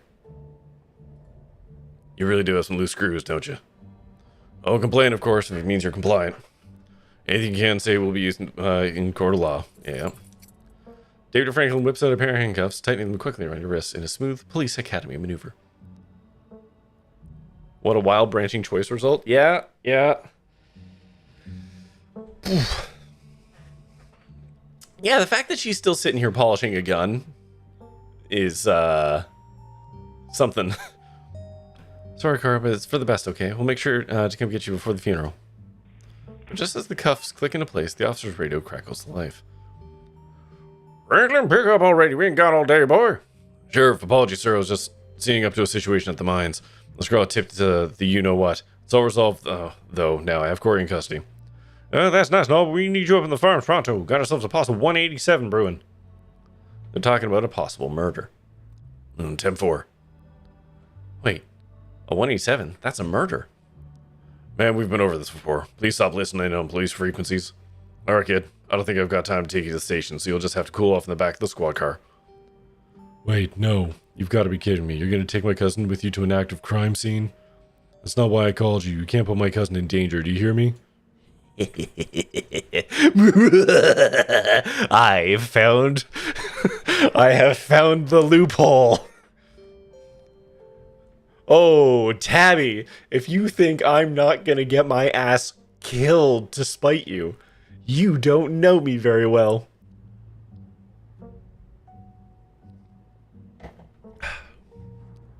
Franklin, quick, push your foot around up there. We need you up here ASAP.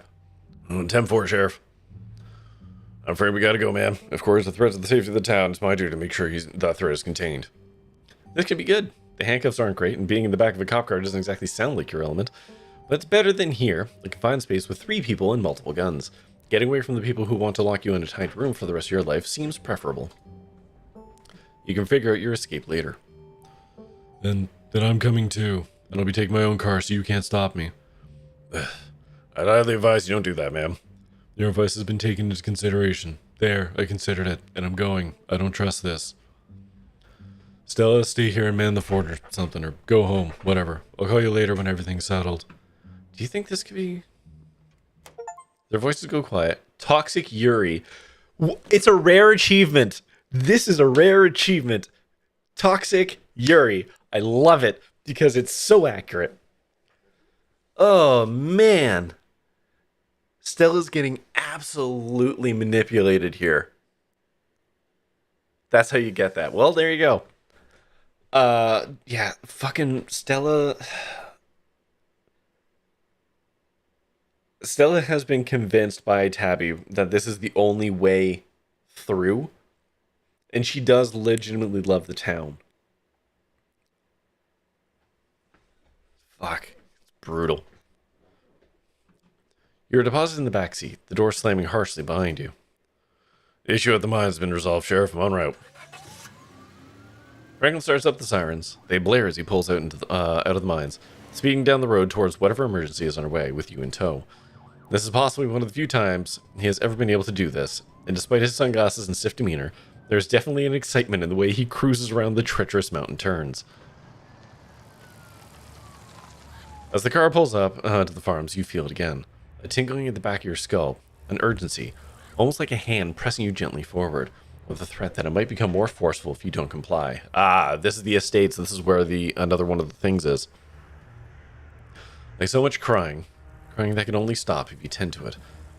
There's another stone here, and it's refusing to let you ignore it. Deputy Franklin gets out of his car, leaving you in the back as he joins the assembled crowd. Alright, Sheriff, what's the situation? I'll tell you what the damn situation is. A bastard Julie just got a hold of my boy and... Oh, no, this is Duke, never mind. What was Duke? Duke? Yeah, this is Duke, okay.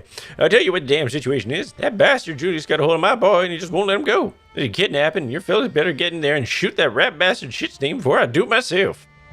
Franklin thinks he is CSI Miami. That's the sunglasses? Yeah. Oh, yeah, he thinks he's hot shit. There, now you're up to speed. Franklin, you're with me. Let's head on in and handle things. Alright, better go in first. That son bitch has the place all strung up with traps, but I know how to spot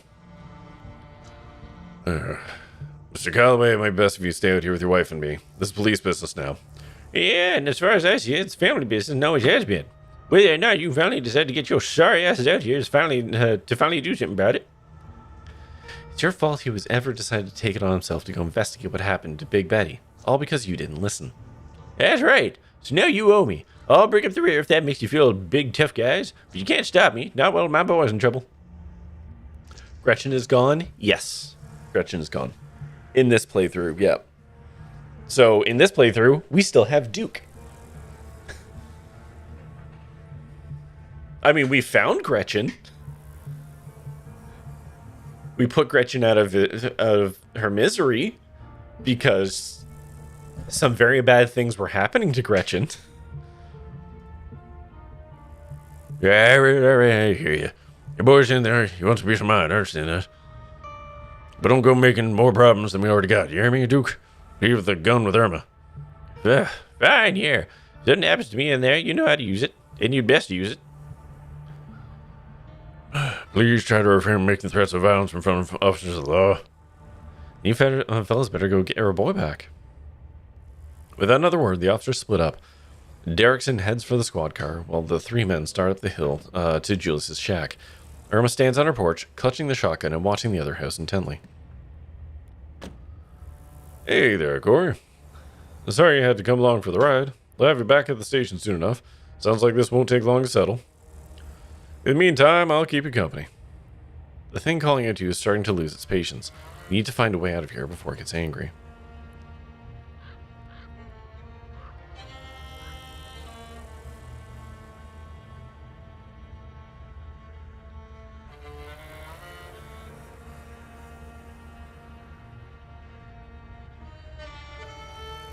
Do you think Duke might escalate things?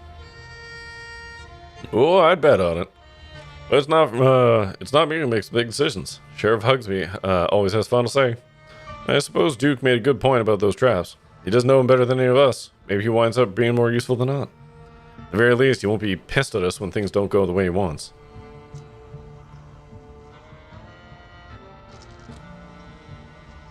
You don't think Bo's dead in there, do you? I'd love to be wrong about this. I really would. Did you, Stella, or... Fuck, I can't... Hold on.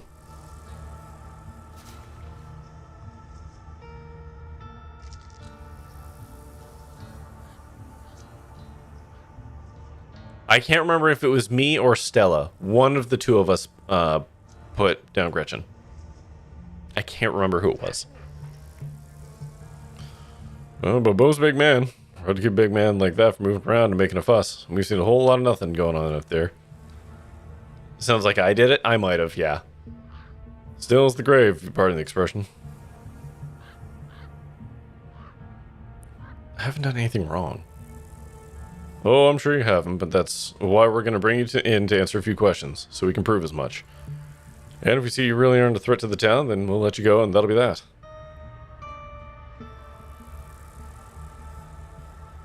Can you at least let me out of the handcuffs? How am I supposed to... Can you at least let me out of the handcuffs? I would, but you're all the way back there, and I'm all the way up here, and I just got comfortable. Plus, I got no backup. Can't do anything without backup. Have some patience till this is over, just like I said. Yeah. The guy who's been stalking me. Stalker, huh? Look, I'll live with you. There's not much we can do about a stalker until they do something a little more incriminating than follow somebody around. So, you let us know when that happens, and we'll see what we can do about helping you out. In the meantime, we keep you safe and sound down at the station where no boogeyman can get you.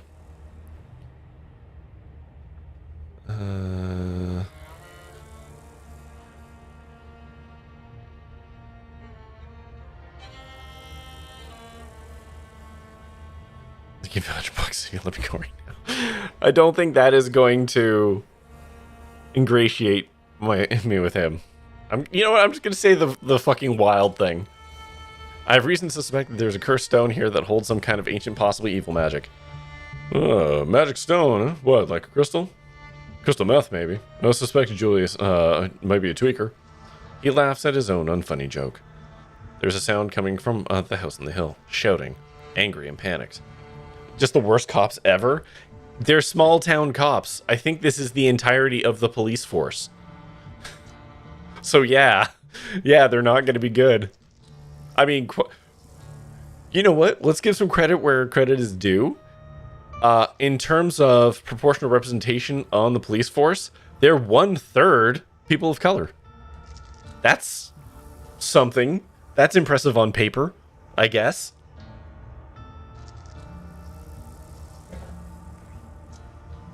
They still all suck.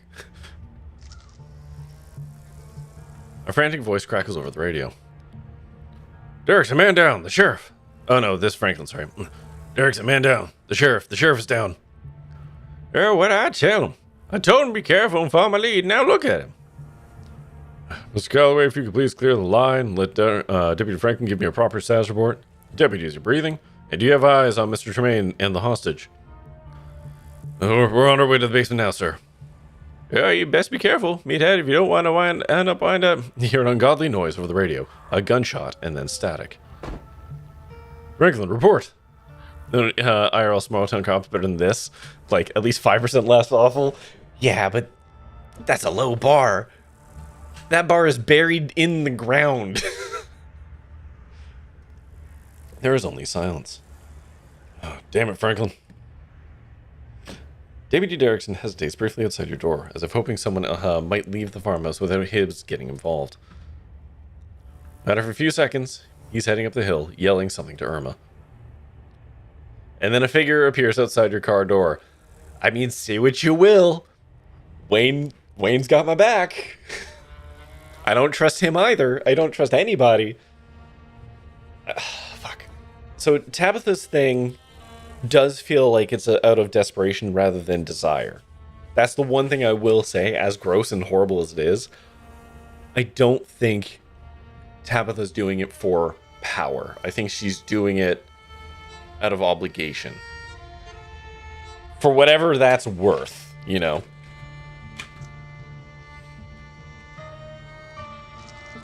Hi, Admiral. Tabby also has your back. She's putting your back in a cell, but she has it. Yeah, she doesn't want me dead. She needs me alive, which is good. I can leverage that. A figure appears at the car door. A moment later, you hear the click of a lock. Time to go. You get out of the car, your body moving on instinct. The stone is louder outside. It's a saw. Oh, right, the stone I have to find. The stone for Cusco. It's a song buzzing in your ears, drowning out the world, calling you up the hill towards the old farmhouse.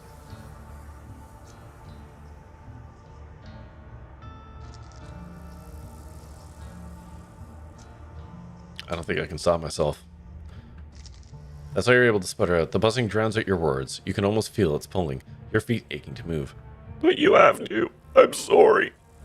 I really would have preferred it if we could all do this together. But the witch started it early. I should have known she would. The handcuffs fall away from your wrists. You weren't paying attention to what he did to make that happen, because it doesn't matter. You have somewhere to be. Yeah, Cusco, stone. Stone. The magic stone for Cusco. The magic stone made specifically for Cusco. Cusco's cursed stone. That stone? But she is at her most vulnerable now, and she won't be expecting you. Go on. I'll be watching. Nothing bad is going to happen to you. Okay. Gives you a hard shove forward, and then he's gone. That's a very good Kronk impression. Thank you. One of the redeems I have is to make Kronk say stuff. I can do a fairly decent Kronk / Patrick Warburton. Though interesting. So, Kronk is really breathy. He does a lot of this. Whereas Patrick Warburton doesn't actually talk like that. He talks more like this. He's got the right voice, but he doesn't do the breathy thing. Sippy, sippy, sip, sip. Oh, thank you.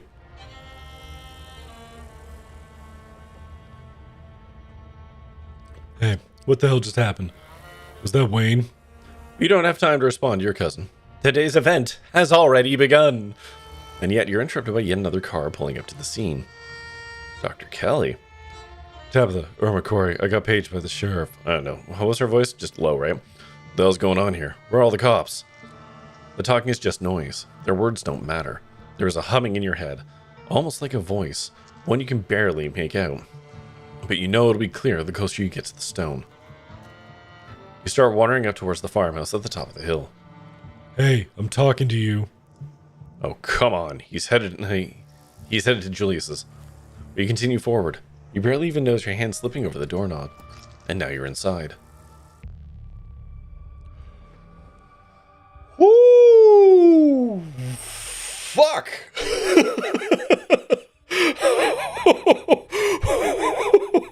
Oh, no! Oh, shit! Whoo! Okay. Sheriff Higby dangles in the middle of the room. An axe attached to some strange mechanism in the ceiling is embedded in his face, holding up his corpse in an imitation of life. Jesus. What the hell? Thank you. Don't move, dog. This place is a damn death trap. This old guy really is crazy, huh? Who the hell put something like that in their house? There's the pumpkin. Can't help but notice the tendrils and shit. Past the body, you can see a giant pumpkin through the door of the garage, cracked open. Its guts strewn across the floor, seeds dotted across the hardwood like a trail of breadcrumbs leading to the basement stairs. What the hell is going on here? Damn it, Derrickson, we don't need all these bodies to look out for. Franklin's already nearly got himself shot. Dude, come on. If you could refrain from any further interference in police activities. Without my interference, you might have had two dead officers to deal with. Now, if you'll excuse me. Franklin, how's Bo? You got eyes on him? The officer's voice calls up from behind a wall of roots blocking the basement door. Yeah, he's breathing. Which one's Avery? I don't remember who Avery is. Oh, Avery! Oh, he was missing! Okay, yeah, we're trying to help. Is that the diner kid? I should have known. You and Julius have been conspiring, haven't you? What'd you do to my boy? Everybody shut up, damn it. There's no signal in here. I'm gonna step outside. No one had better die while I'm gone. God, I love Dr. Kelly. It's a real shame about Dr. Kelly in the other save, though. I don't remember if she lived or died. Somebody died. The doctor pulls at the door, but the weave of fibrous tendrils holds it shut. It would seem that the same forces that let all of you in here refuse to let anybody leave. Are we stuck in here? What the hell are we supposed to do now? Did you already know what to do? Approach the basement. You are vaguely aware that Officer Derrickson is trying to stop you, but he's too nervous to take a step. You reach the basement door and start to claw at the weird fleshy vines blocking your way. They're strong, but they relent under your touch, welcoming you down below. Every forgotten the problem is, like, I listen, a lot has happened in the last hour, okay? Please forgive me. Who the hell? So you tried to undermine me, eh? I should have known you tried to find a way around the rules.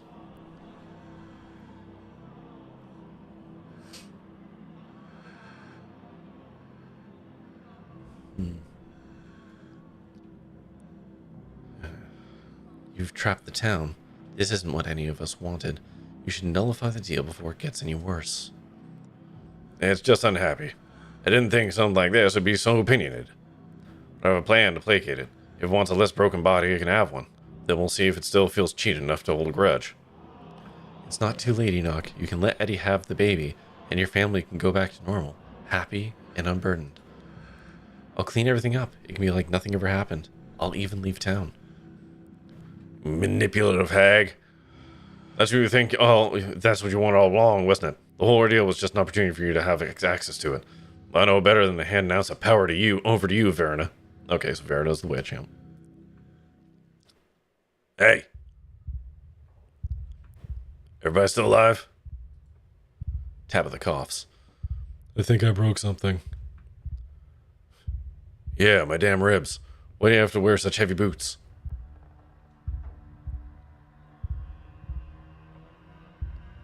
Enoch fucked everyone over, even the witch. Yes. Witch? Sybil? Yeah, there's Sybil again. She send you? Did she trick you into taking her side and all this? Because she had known I probably wasn't the only one whose life she decided to fuck with.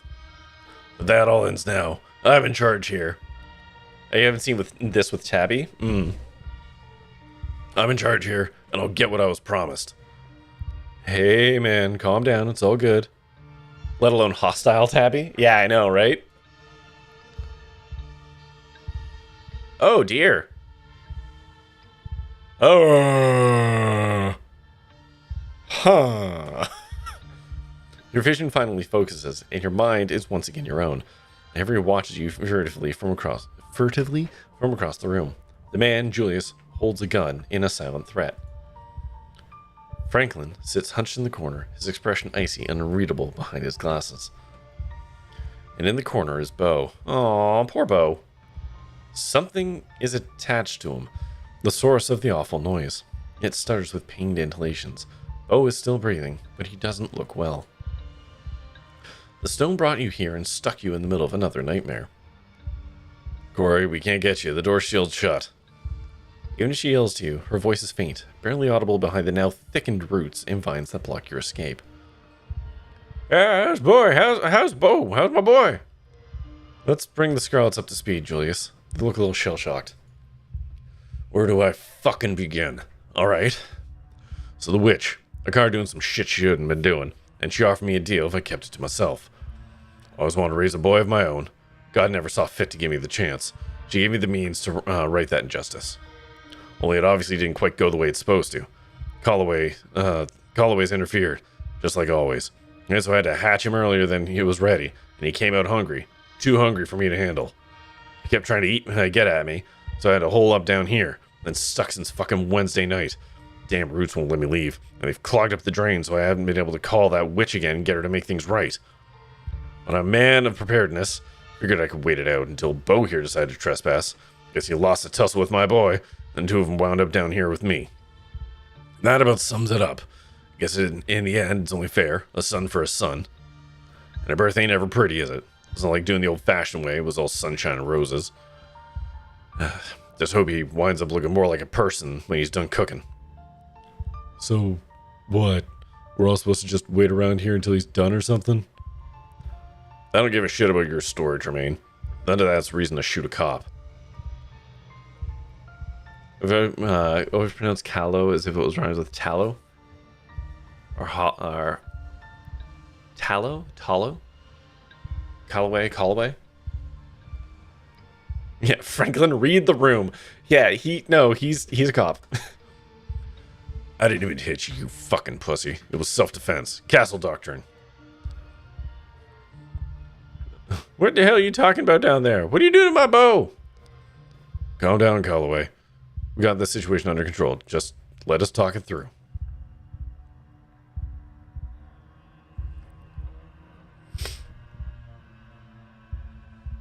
Do you know how to contact the witch?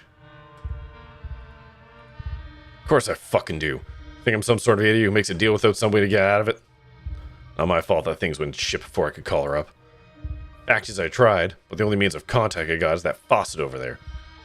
It's fed by natural spring water, and that's a preferred method of communication, like her internet, I suppose. But as you can see, it's currently out of order. My boy's got his meat all up in there. Won't be getting a drop out of it till he's calmed down. There's a waver in Julius's voice when he mentions the thing implanted in Bo, one that sticks with you. He's afraid of it. Hey, you'll have your witch as soon as this is all settled. So don't do anything stupid, none of you. Not once has Julius explained what Avery, of all people, is doing here. Yeah. Their presence is odd, to say the least. Yeah.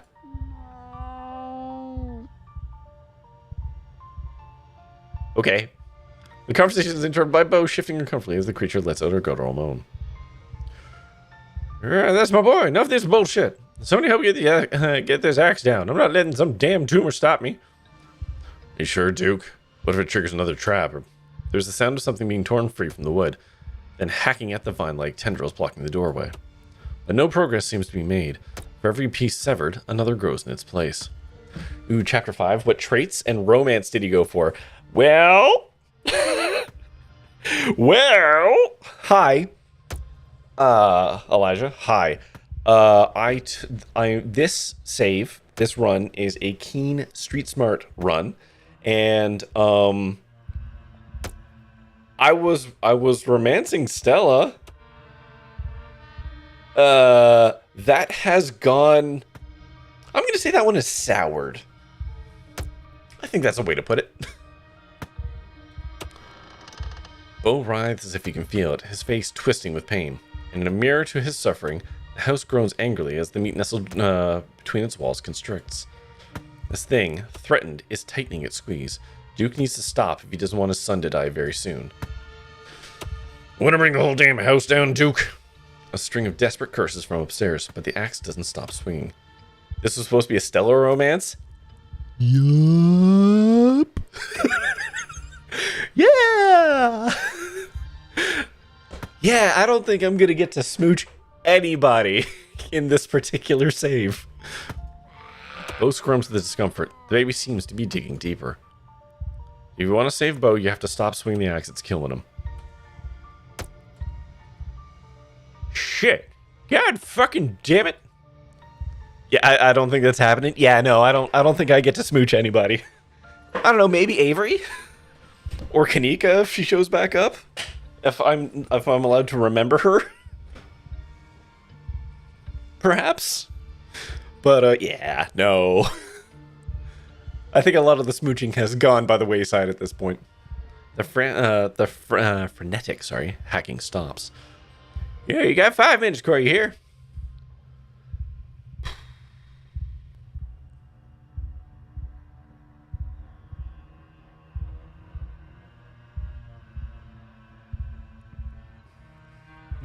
Still got time to patch things up with Wayne. Yeah, it's not over yet. Oh, I'm so... I hope I don't know if I can do both of these. Never, why exactly are you here? Well, Julius called me. I figured it must be pretty serious, especially since he'd been missing from the diner for a couple days, so I came right away.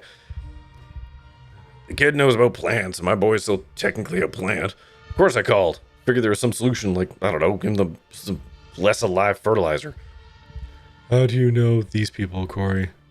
Whatever, stop making small talk, just wait this out. It has nothing to do with us.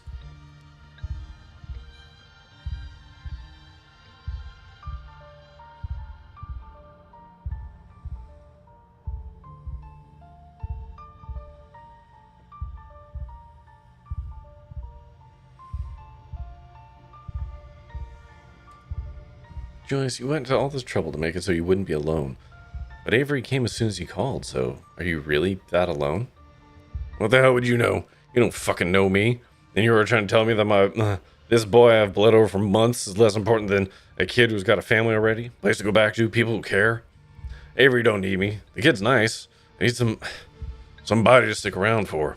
Somebody won't just smile at me out of pity. Who'll be sad when I die. Julius, if I didn't have Winnie, I don't know where I'd be. I don't have any other place to go back to. I think you might overestimate how much people like me, and how much people hate you. Bo squirms, moaning in pain. The conversation pauses. It's looking worse. Quit eyeing the boy like that. I can tell you want to jump in and do something stupid. Never should have even called you up here. This is a family issue. Should have been solved within the family. But you didn't call family to help you. You called me.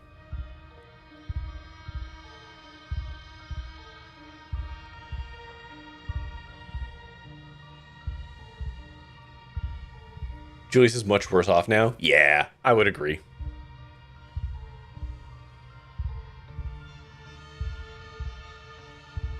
I mean, sure. Family issue, huh? Maybe the boy doesn't have to die. Neither of them has to. Maybe you can share this burden together instead. What the hell are you even saying? He's saying we might be family adjacent enough that maybe we could take the burden off of Bo. Is that right? Family? You weren't even raised here. The hell do you know about being a Tremaine? As somebody who feels alone, even in a town where I pour coffee for nearly everybody every day, but most of them don't even bother to learn my name. Probably more than anybody else around here, including your own cousins. Julius doesn't respond. He watches as the boy shifts on top of Bo, crying meekly. What exactly are you saying we should do? Killing the sheriff seems like a pretty hard line to cross back over from. I'm going to be completely honest, I totally forgot about the sheriff. I was just thinking about the current situation. I completely forgot about the sheriff. Let him do that to us. Move him off of Bo.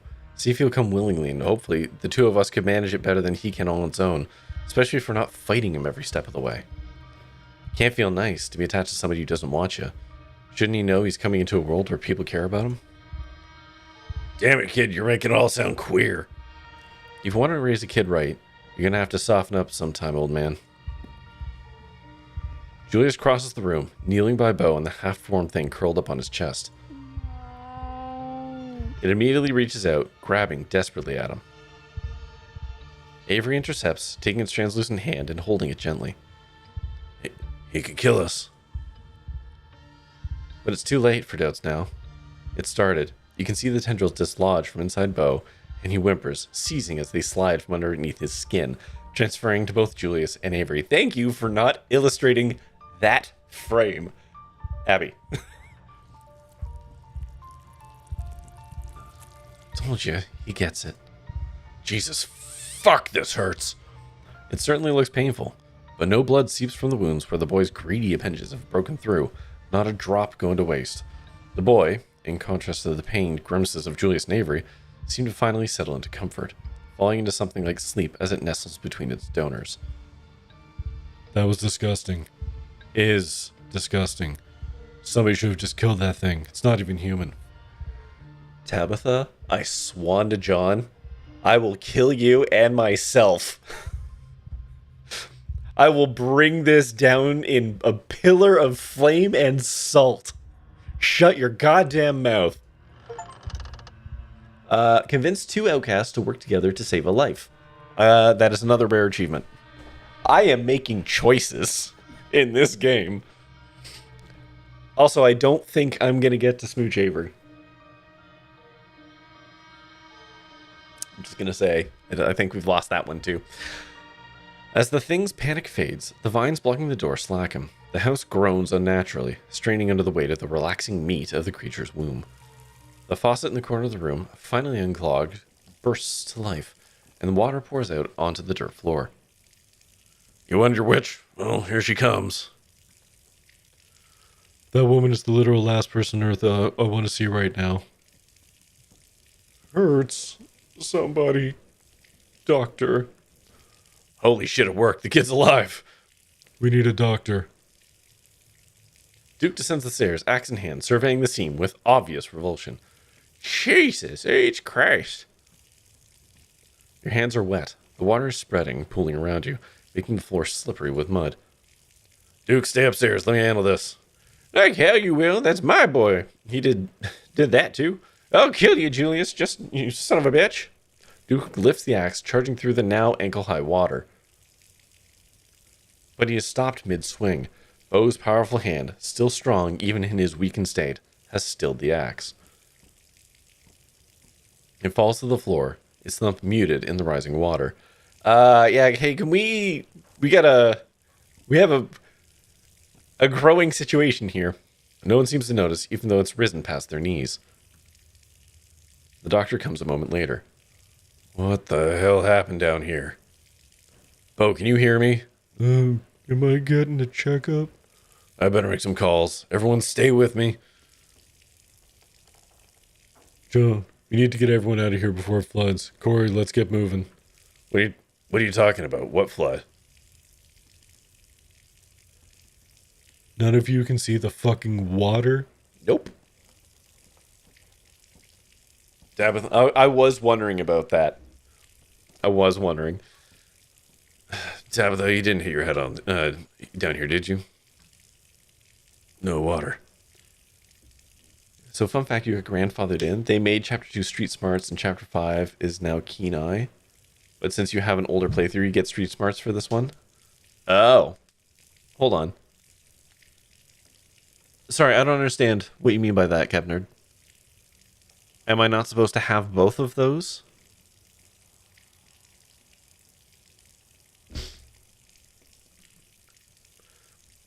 But it is flooding. It's up to your chest now. There's no denying it. The trait that gets you out of trouble. Oh, okay. I mean, I don't think it would make a big difference. But of course you don't see it. You're always wearing those damn sunglasses. words are swallowed up by as it finally overtakes you. Ginseng baby. Finish episode 5? Wait, really? Hold on. Is that it? Hold on. Is chapter 5 actually extremely narrow and a million paces wide? I thought this was going to be like a long one. You feel like you're choking. There's water in your lungs, or there should be. Your ears are filled with the sounds of a rushing current. Chapter 5 is definitely very wide. Oh, fuck. I thought it was long. Okay, hey, we might be able to do Stardew on Wednesday. It's cold and dark, and there are people screaming somewhere. I'm extremely interested in talking to the witch. There's bodies in the water. They're all dead. 1,000 corpses, 1,000 homes, all torn to pieces. But the flood recedes. It hasn't happened yet. So this, ooh, we got some parallax.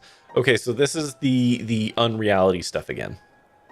You are the mother of a daughter, and your daughter has told you about her terrible dream. It's going to kill everyone. You are not the one who had the vision. Not yet. It has only been described to you by the daughter you have been teaching, as your mother taught you. You do not recognize the bodies in the water. Should I have? You're the only one who can stop it, Mother, but you won't be strong enough. Her words are heavy. Whoa. How can you be sure? Scissors is interesting.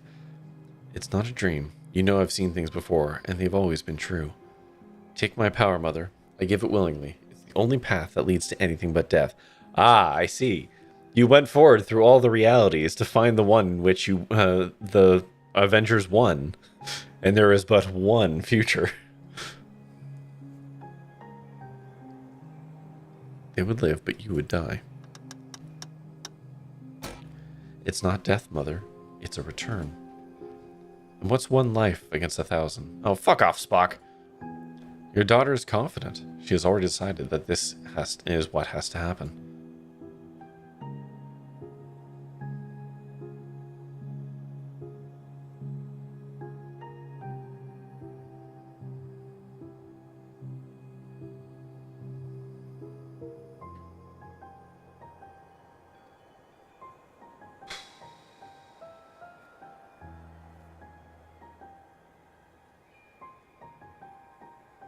The needs of the one, well, yeah, the needs of the many outweigh the needs of the few. I know. Listen, I know the quote.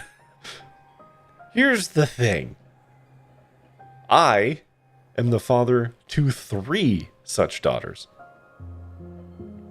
Well, I guess not such. They, to my knowledge, don't have visions. You love the music in this section? The music in this entire game is...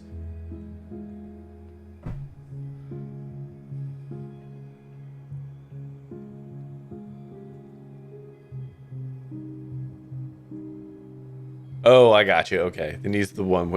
Yeah, okay. I was thinking of the Star Trek variant.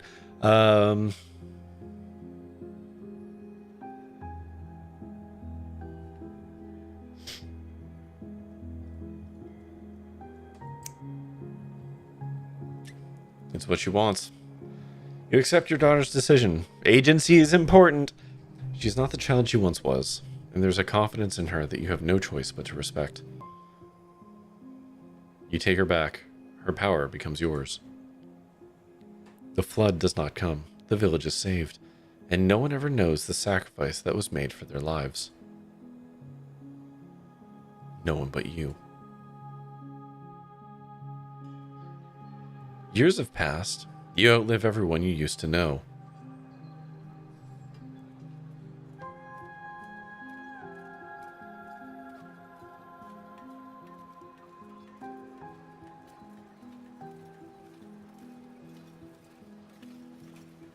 Interesting. Okay. You autocorrected it to Wrath of Khan, which is fair. It's allowed in the search box. Fair enough. You outlive everyone you used to know. You move on. You meet new people. You start a new life. You have another daughter. This time the vision is yours. The piece of your first daughter that lives in you shows you what is coming. Rotting bodies in the streets, the smell of sickness on the wind, church bells ring for an endless parade of funerals, an entire city whose gates will never reopen, everyone inside the walls falling to the curse of plague. You are among the number. Your body no longer strong enough to heal even itself. You are not enough to stop it. Not as you are. There is another path, a narrow thread. If you were stronger, you could tug at it and unravel the tapestry of the future. Mother, what's wrong? Your daughter will never be as strong as you are, not after what you had to do, but she still carries in her some strength. Enough.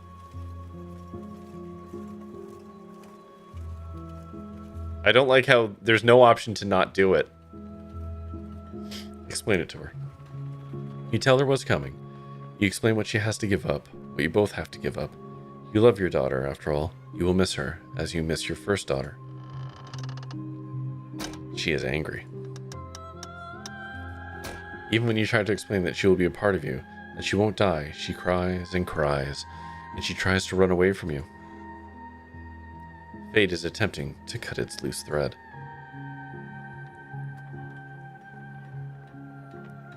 Let her go. Give up the city. Your daughter leaves you. You resign yourself to the future. She's one of the first to die. The streets flood with disease and the bodies are buried, then burned, then left in heaps on the streets until no one is left to remember any of their names. But that's not how it happened.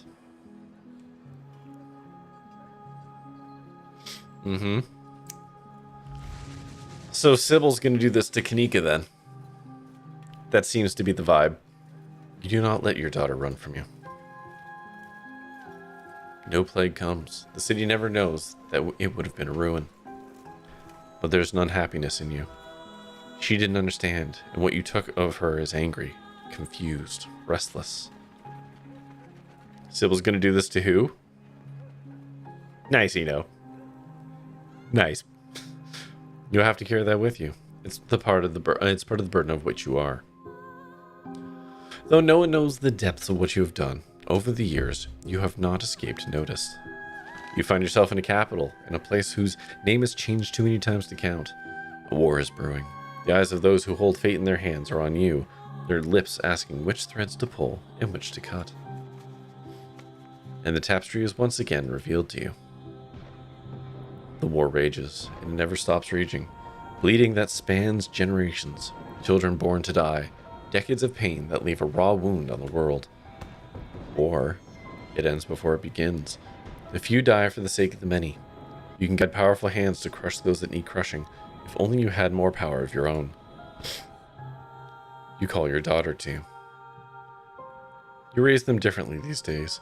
The disquiet left by the reluctant daughter taught you a permanent lesson. They don't need convincing anymore. They are ready to return they are ready to return to you whenever you need them.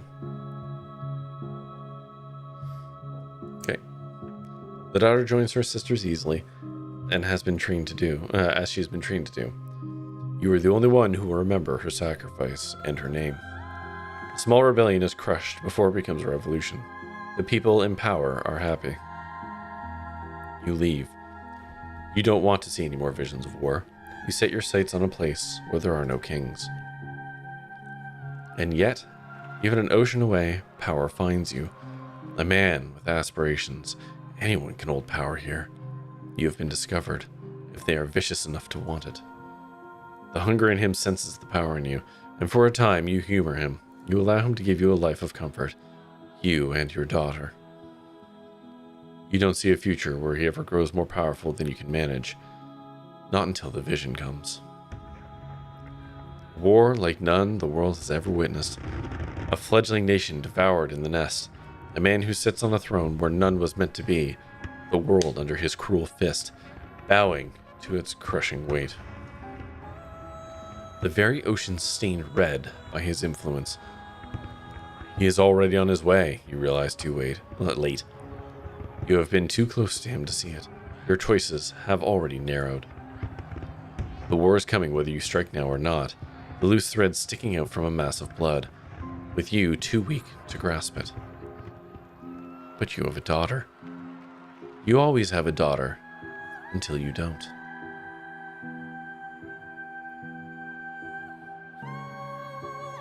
I would like to see this. Yeah, of course you are. But the world needs you. You can't let it end like this. Part of you, that is your first daughter, can't let you. Okay.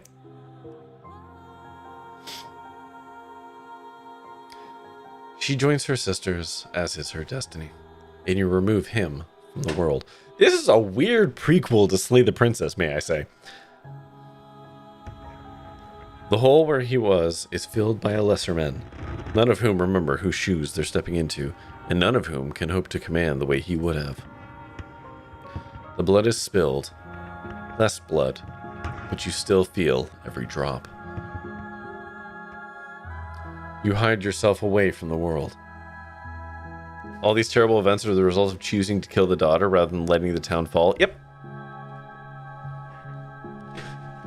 But here's the thing. All of this really has a fun conversation about determinism, right? And free will.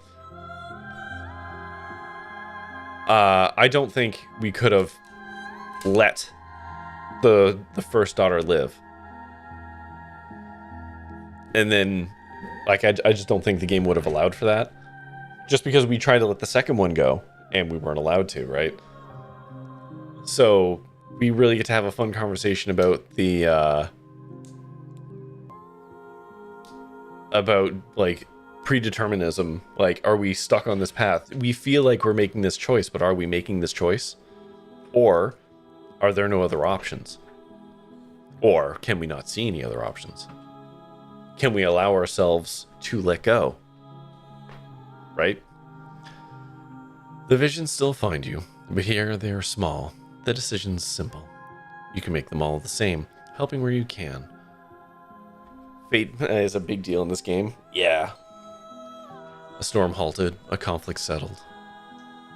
Until one day, when you're shown a dark pit. Splintering wood, debris trapping everyone's side, bodies burning as the very rock catches fire, children screaming as their flesh bubbles, then silence as lungs fill with smoke. You know the choice that lies in front of you. Not this time. You take your daughter's hand and you look in her eyes. They're green, like yours. You don't want to do it this time. You stare out of the hills together as a plume of smoke rises into the air, but you can't hear the screams from here. You assume you will die one day like anyone else. After all, you're long past... Oh, no, wait. That's her daughter. The one we just didn't kill, that's Sybil. Sorry. But you'd be lucky enough to know your grandchildren before you go. Her eyes are green. Sybil was the daughter there. The man comes, and with him, a vision. He has already decided he is bringing something here. Something ravenous that doesn't belong, but that has been pressing at the edges of your world, trying to find a way in. Snoozing. It has its way now, whether you help him or not. More of the thread you followed comes into focus. I know it says your daughter's eyes. Well, I mean, I guess we'll find out if we consume it or not. If she consumes her daughter, then we are Sybil. If we don't... More of the thread you followed comes into focus, and for the first time, you follow it beyond your death. Disaster after disaster, crisis after crisis. Thousands of years of little cuts that you weren't there to mend. On and on it goes, longer than you could ever hope to follow, its toll eternal and incalculable. But there's a new thread, too. If you are patient enough, if you are strong enough when the moment finally comes, if you do everything right, you can devour this thing that sits outside the world. And it will give you so much power that you will never have to take back a daughter again. You could fix as many things as you'd care to fix. Floods, plagues, wars, kings. You look into her green eyes, so much like yours. You can't. But you did. Alright, so then we are Sybil then. Whoa, ooh, I didn't notice the parallax doing this. Ooh, that's fun. Alright, we do the worst possible thing. You welcome her back, as you have with every daughter before her, and you help the man. He's arrogant. He cheats the thing from another world in every way he can. He wastes your time. There will have to be more daughters before this day, before the day comes that this will be over. But days and daughters come and go, and you are very patient. You have to be. If you stop, the hurt that would scar a world without you there to guide it. And now you are here, on top of the cusp of the end, the final daughter.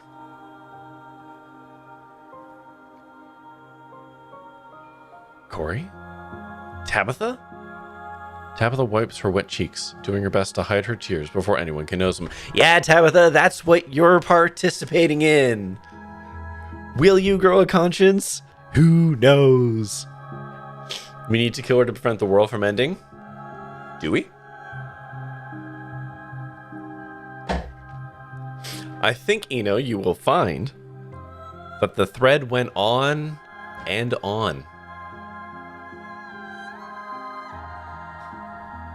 The world doesn't end. This is a person trying to control fate. Every time they think they've got it under control.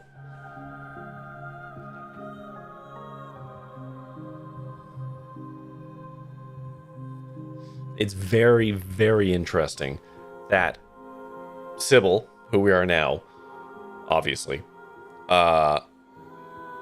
feels so inclined like they have to do this when the reality is things keep going, as was proven by the vision.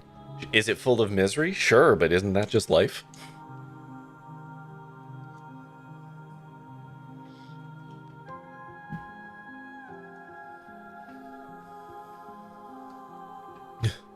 What are you two doing here? Are you real? Yeah, we're real. Are you? And will Tabitha find a conscience? We'll find out in 3 to 5 years. Oof. I don't know. Probably.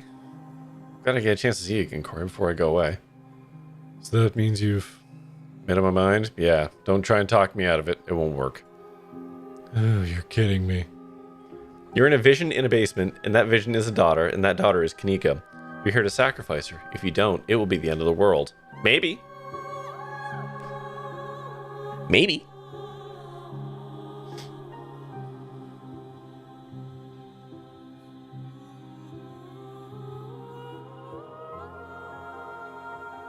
I don't like fucking any of those. I forgot you. I can't believe it. All day. It's like you just didn't exist. That's weird. I can't even remember that I forgot about her. Yeah, it's all part of this. Why are our hands feathered claws? And are these voices in your head? Snooze again! Oh my god, is it like 12:40? God damn it. It's all part of this. Soon enough, you can go back to forgetting, and it'll be like, oh, this never happened. You won't even know to be upset by it.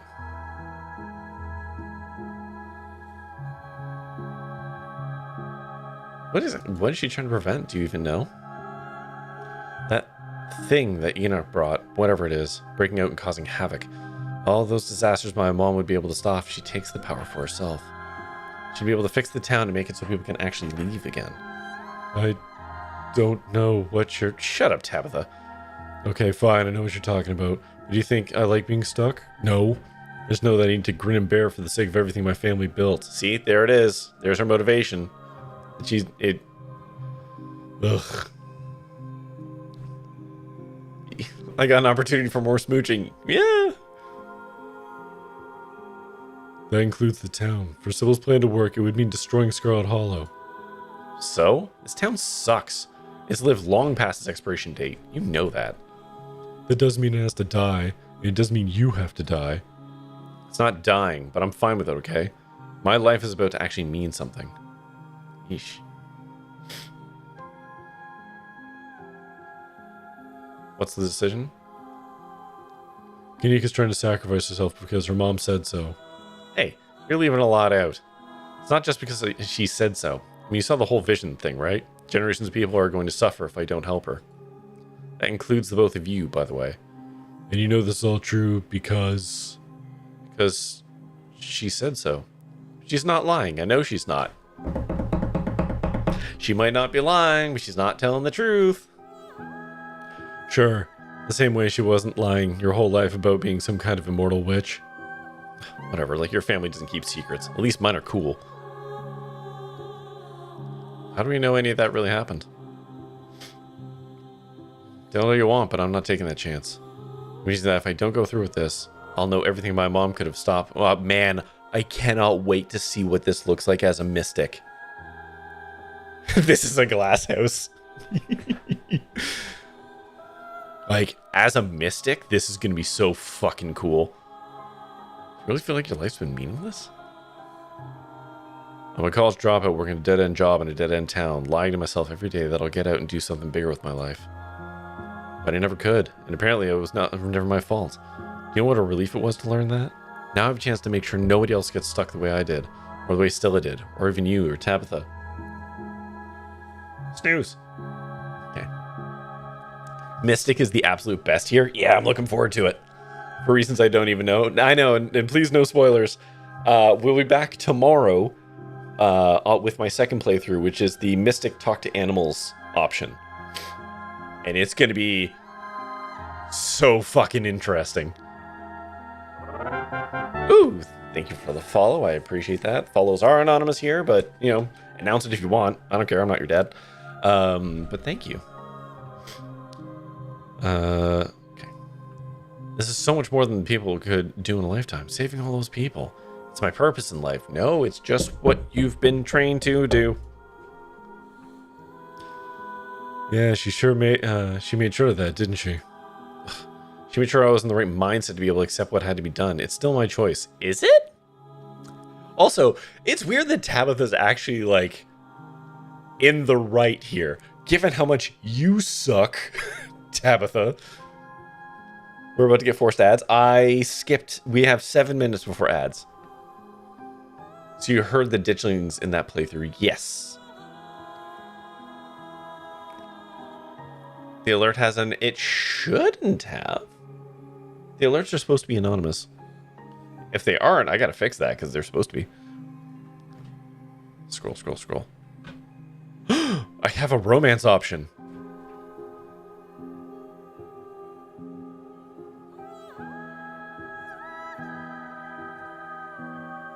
Nah, fuck it. Romance. Let's do it. Sir Kanika's romance. It's a little late, but okay. I can't let you do this. You're too important to me. I'm not important. What I'm about to do is important. And I know how that sounds, but I mean it. How many people can say that they get the chance to change the future? Like, really change it? It's okay. It's not like I'm dying. I'm just becoming part of something else. I'm returning to the live stream, Aerith said.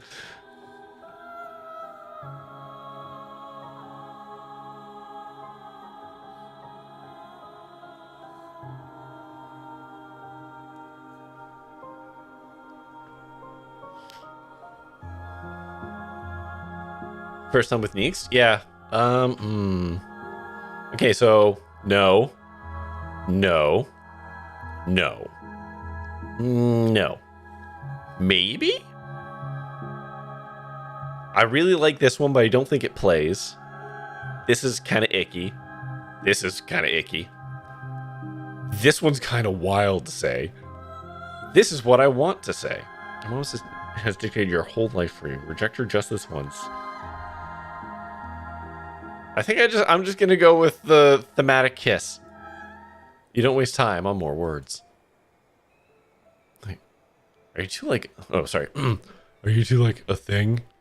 You take Kanika by the shoulders, and before she can say anything to try and stop you, your lips are on hers, pressing them into silence. She tries to say something, some half-hearted protest, but as your tongue slips into her mouth, it turns into a tiny moan. Oh my!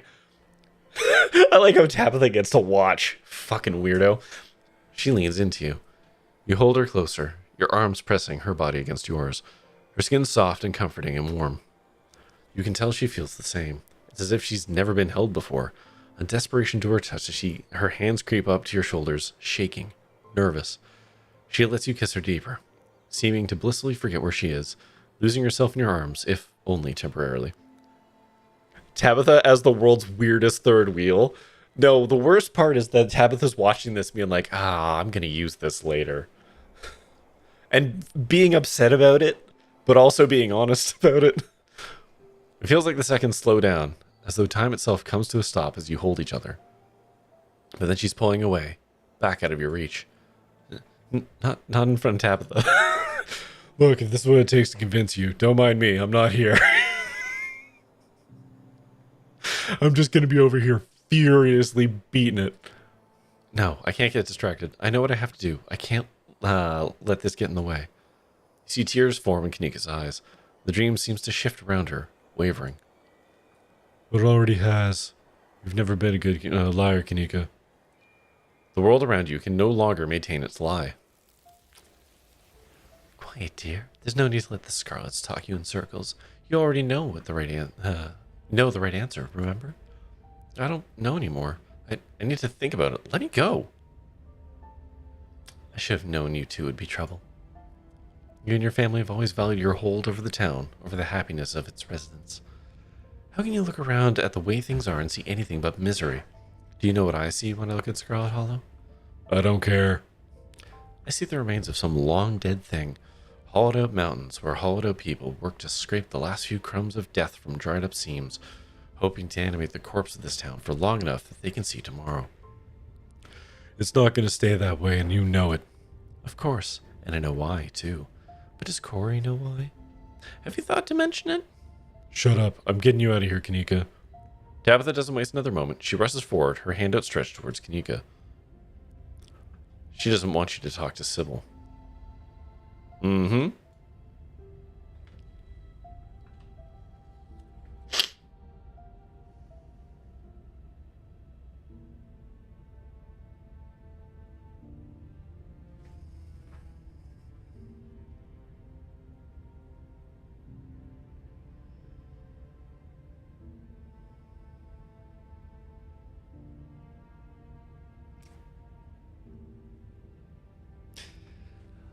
I don't like either of them. Hold on, you. You're not about to let Tabitha act in this moment. You wrap your arms around her and do your best to hold her back. And I'm sure you're doing this because you care about her so much. Tabitha, not because it would be convenient for you if I wasn't able to reach my full strength. Even Corey knew this choice was a choice that had to be made. I don't know. I don't know how this plays. Both of you can go to hell. Your body has grown frail in the aftermath of Charlie's curse. It takes a little effort for your cousin to break out of your hold and push forward. She grabs Kinika's wrists as if trying to pull her free from the dream. The unreal world around you wavers, like a mirage no longer able to maintain its illusion. Stop! Don't you touch her! Tabitha ignores her. And the world shit. See, I don't like how that played. Does this game have a rollback option? Curious. Is there an autosave? Just curious. I really don't like that. That's not how I expected that to play. I wanted to have a conversation with Sybil. But instead, it's like acquiescing that they're like, oh, you obviously agree with Sybil, which is not what I want. I dislike that that's how that actually plays. Yeah. Alright. That's not how that plays out at all. That's not good interpretation. Rolling back, you and Tabitha dart forward, each of you grabbing Kinika's wrists. As you both pull, the unreal world around you wavers, like a mirage no longer able to maintain its illusion. I can no longer snooze ads, I'm sorry. Stop, don't you touch her. You don't know what you're doing. Shouldn't have brought Tabitha if you wanted an uninterrupted conversation. I didn't try and bring Tabitha. Tabitha brought herself. In this particular case, Elijah, Tabitha literally followed the cop car to the house and then shoved her way into the basement. I had nothing to do with this. This Tabitha fucking hates me too. Both you and your cousin ignore her, and the world shifts nauseatingly around you. You feel like you're being buoyed upwards, ascending rapidly, reality rushing to meet you until finally you surface. Okay, I'm sorry. I'm gonna throw this to another ad. Hold on. Okay, hold on. Wait. Okay. Welcome to 189.16 The Scream, with me, your host, Forrest Nash. Hi, Boris. I know this is really out of the blue with everything happening tonight. I am from Transylvania. Send a special birthday message to my uncle. Sure. You know what? I'd welcome a change. Sure. I'd be glad to. Thank you. I don't know. Was that the best case scenario with Sandra? I wonder. His first name's Peter, but he never liked his name. But since he always had salt and pepper hair, even as a kid, can you believe it? Folks always called him Pepper.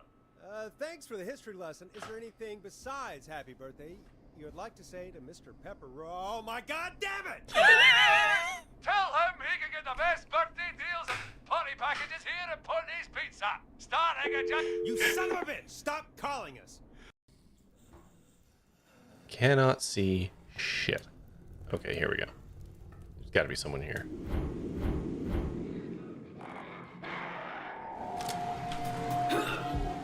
Oh no, we got bit. Oh wow, that was... What? How come I just super died? Huh. Huh. That was abrupt. Okay, I guess that was a rip on us.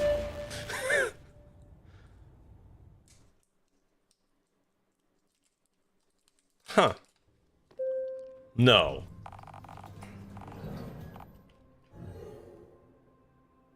Wait.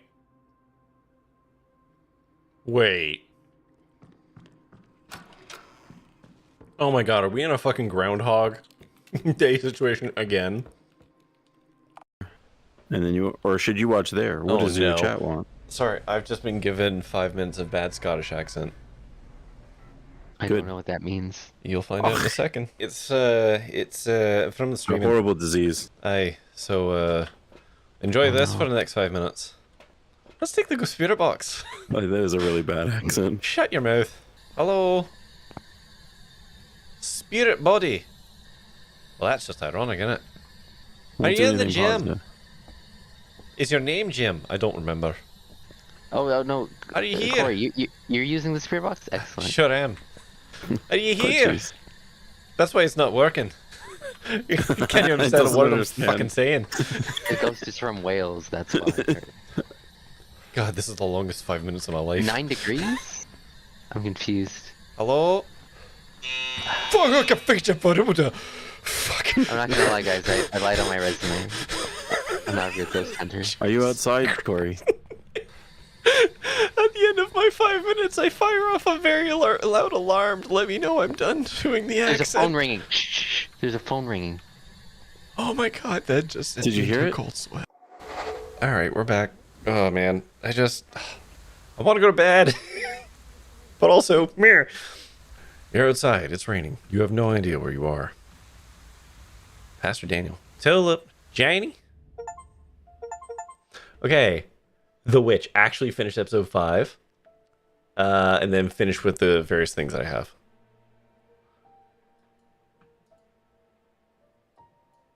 If you'd like to hear any progress on the please save your game now. Okay, I'm gonna save. I am going to save in a different one so that I can poke around on my own. 2 text boxes left. Listen, I didn't know, okay?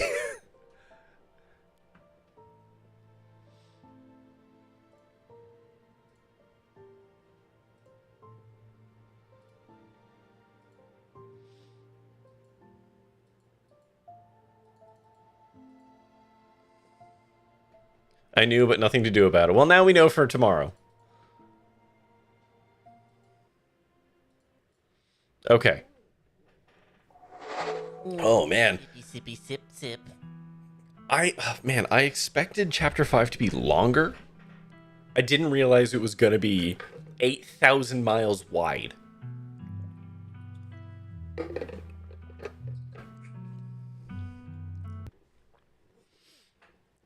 The music in this episode was crazy step up. Honestly, all the music's been good, but yes, I agree. The music in this has been very good. Oh, fuck. God, that's so interesting what is happening. All right, well, yeah, I'm saving down a new slot because episode 5 is so wide. I really want to play around with some of the other options for my keen eye thing. Like, I want to do like all the exploration I did before, but like I want to try not finding Tabitha at all. I want to try running away. With all the options till now, it's branched real far. Yeah. I want to try running away from them before they can lock the door. There's a bunch of different things I would really like to explore that I will do in my own time. Because I can just like fast forward through a lot of the text. But hey, we're gonna be back. Fuck, it's like 1 a.m.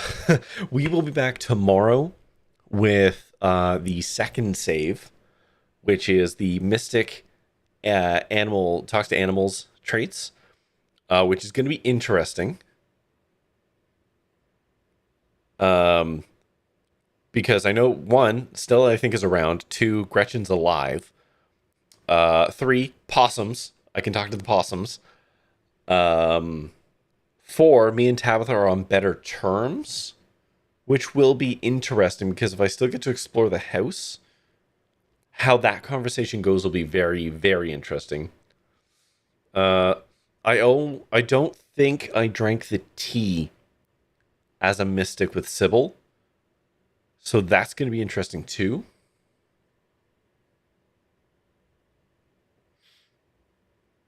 Tony said, well, previous episodes branch a good bit. This episode's where playthroughs really start diverging. Yeah.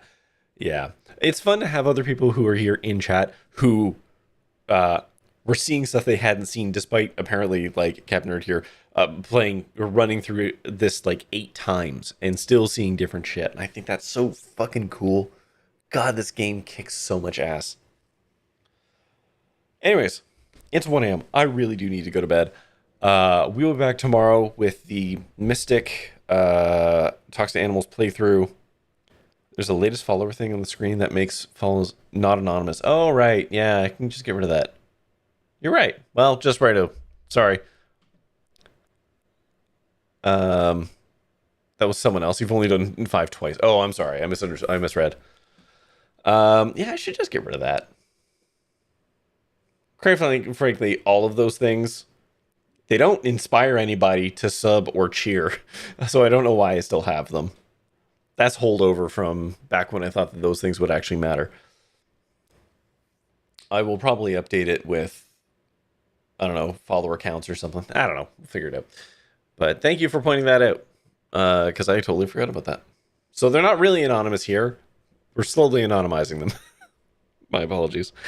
But yeah, I'm really looking forward to seeing how it's different tomorrow. We will skip the summary tomorrow, so I won't be ending at 1 a.m. this time. But we will go through, now that I know that the book exists to show major decisions, we will run through those real quick and just talk, like, I will talk about them as my memory recalls. If anyone is at all curious and actually wants to watch me go through all of that in real time, on my YouTube, there is a Scarlet Hollow playlist that has all of my previous runs. So, like, there's part 1 and part 1B. And, like, you can go through all that. The summary's different depending on the T. Mystic and not... Yeah. Yeah. Honestly, going into there and seeing Kanika's name deleted was so fucking cool. God, this game is so cool. Yeah. I guess we'll see tomorrow. I don't remember if I drank the tea or not. But I do know as a Mystic that we've caught on to Sybil's bullshit. So it'll be interesting to see how that's going. Anyways...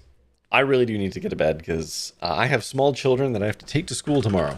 And a job.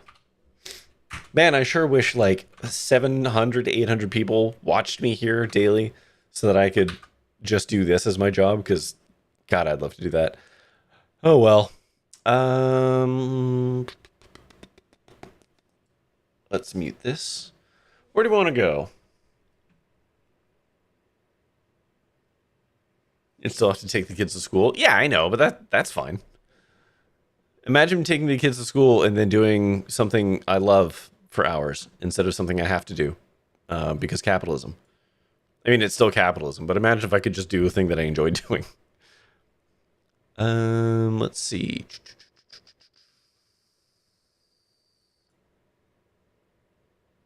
No, let's go to Boo Sarah. They're playing Phoenix Wright Ace Attorney Trilogy. It looks like they're in... Is it the first episode? Oh, hold on. This... Wait, did they finish? Oh, they literally just finished the game. Okay, hold on. We'll go somewhere else.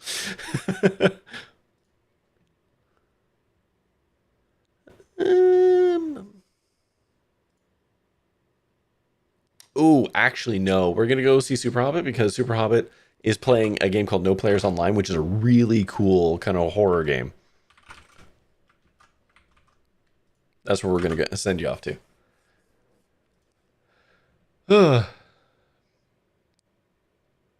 Let's see if we can get Admiral a new long-running tab. Yeah, well, let's find out. Okay, I'm going to set this right up.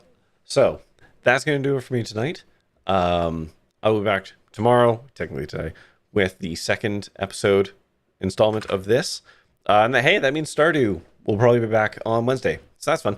But that's going to do it for me for now.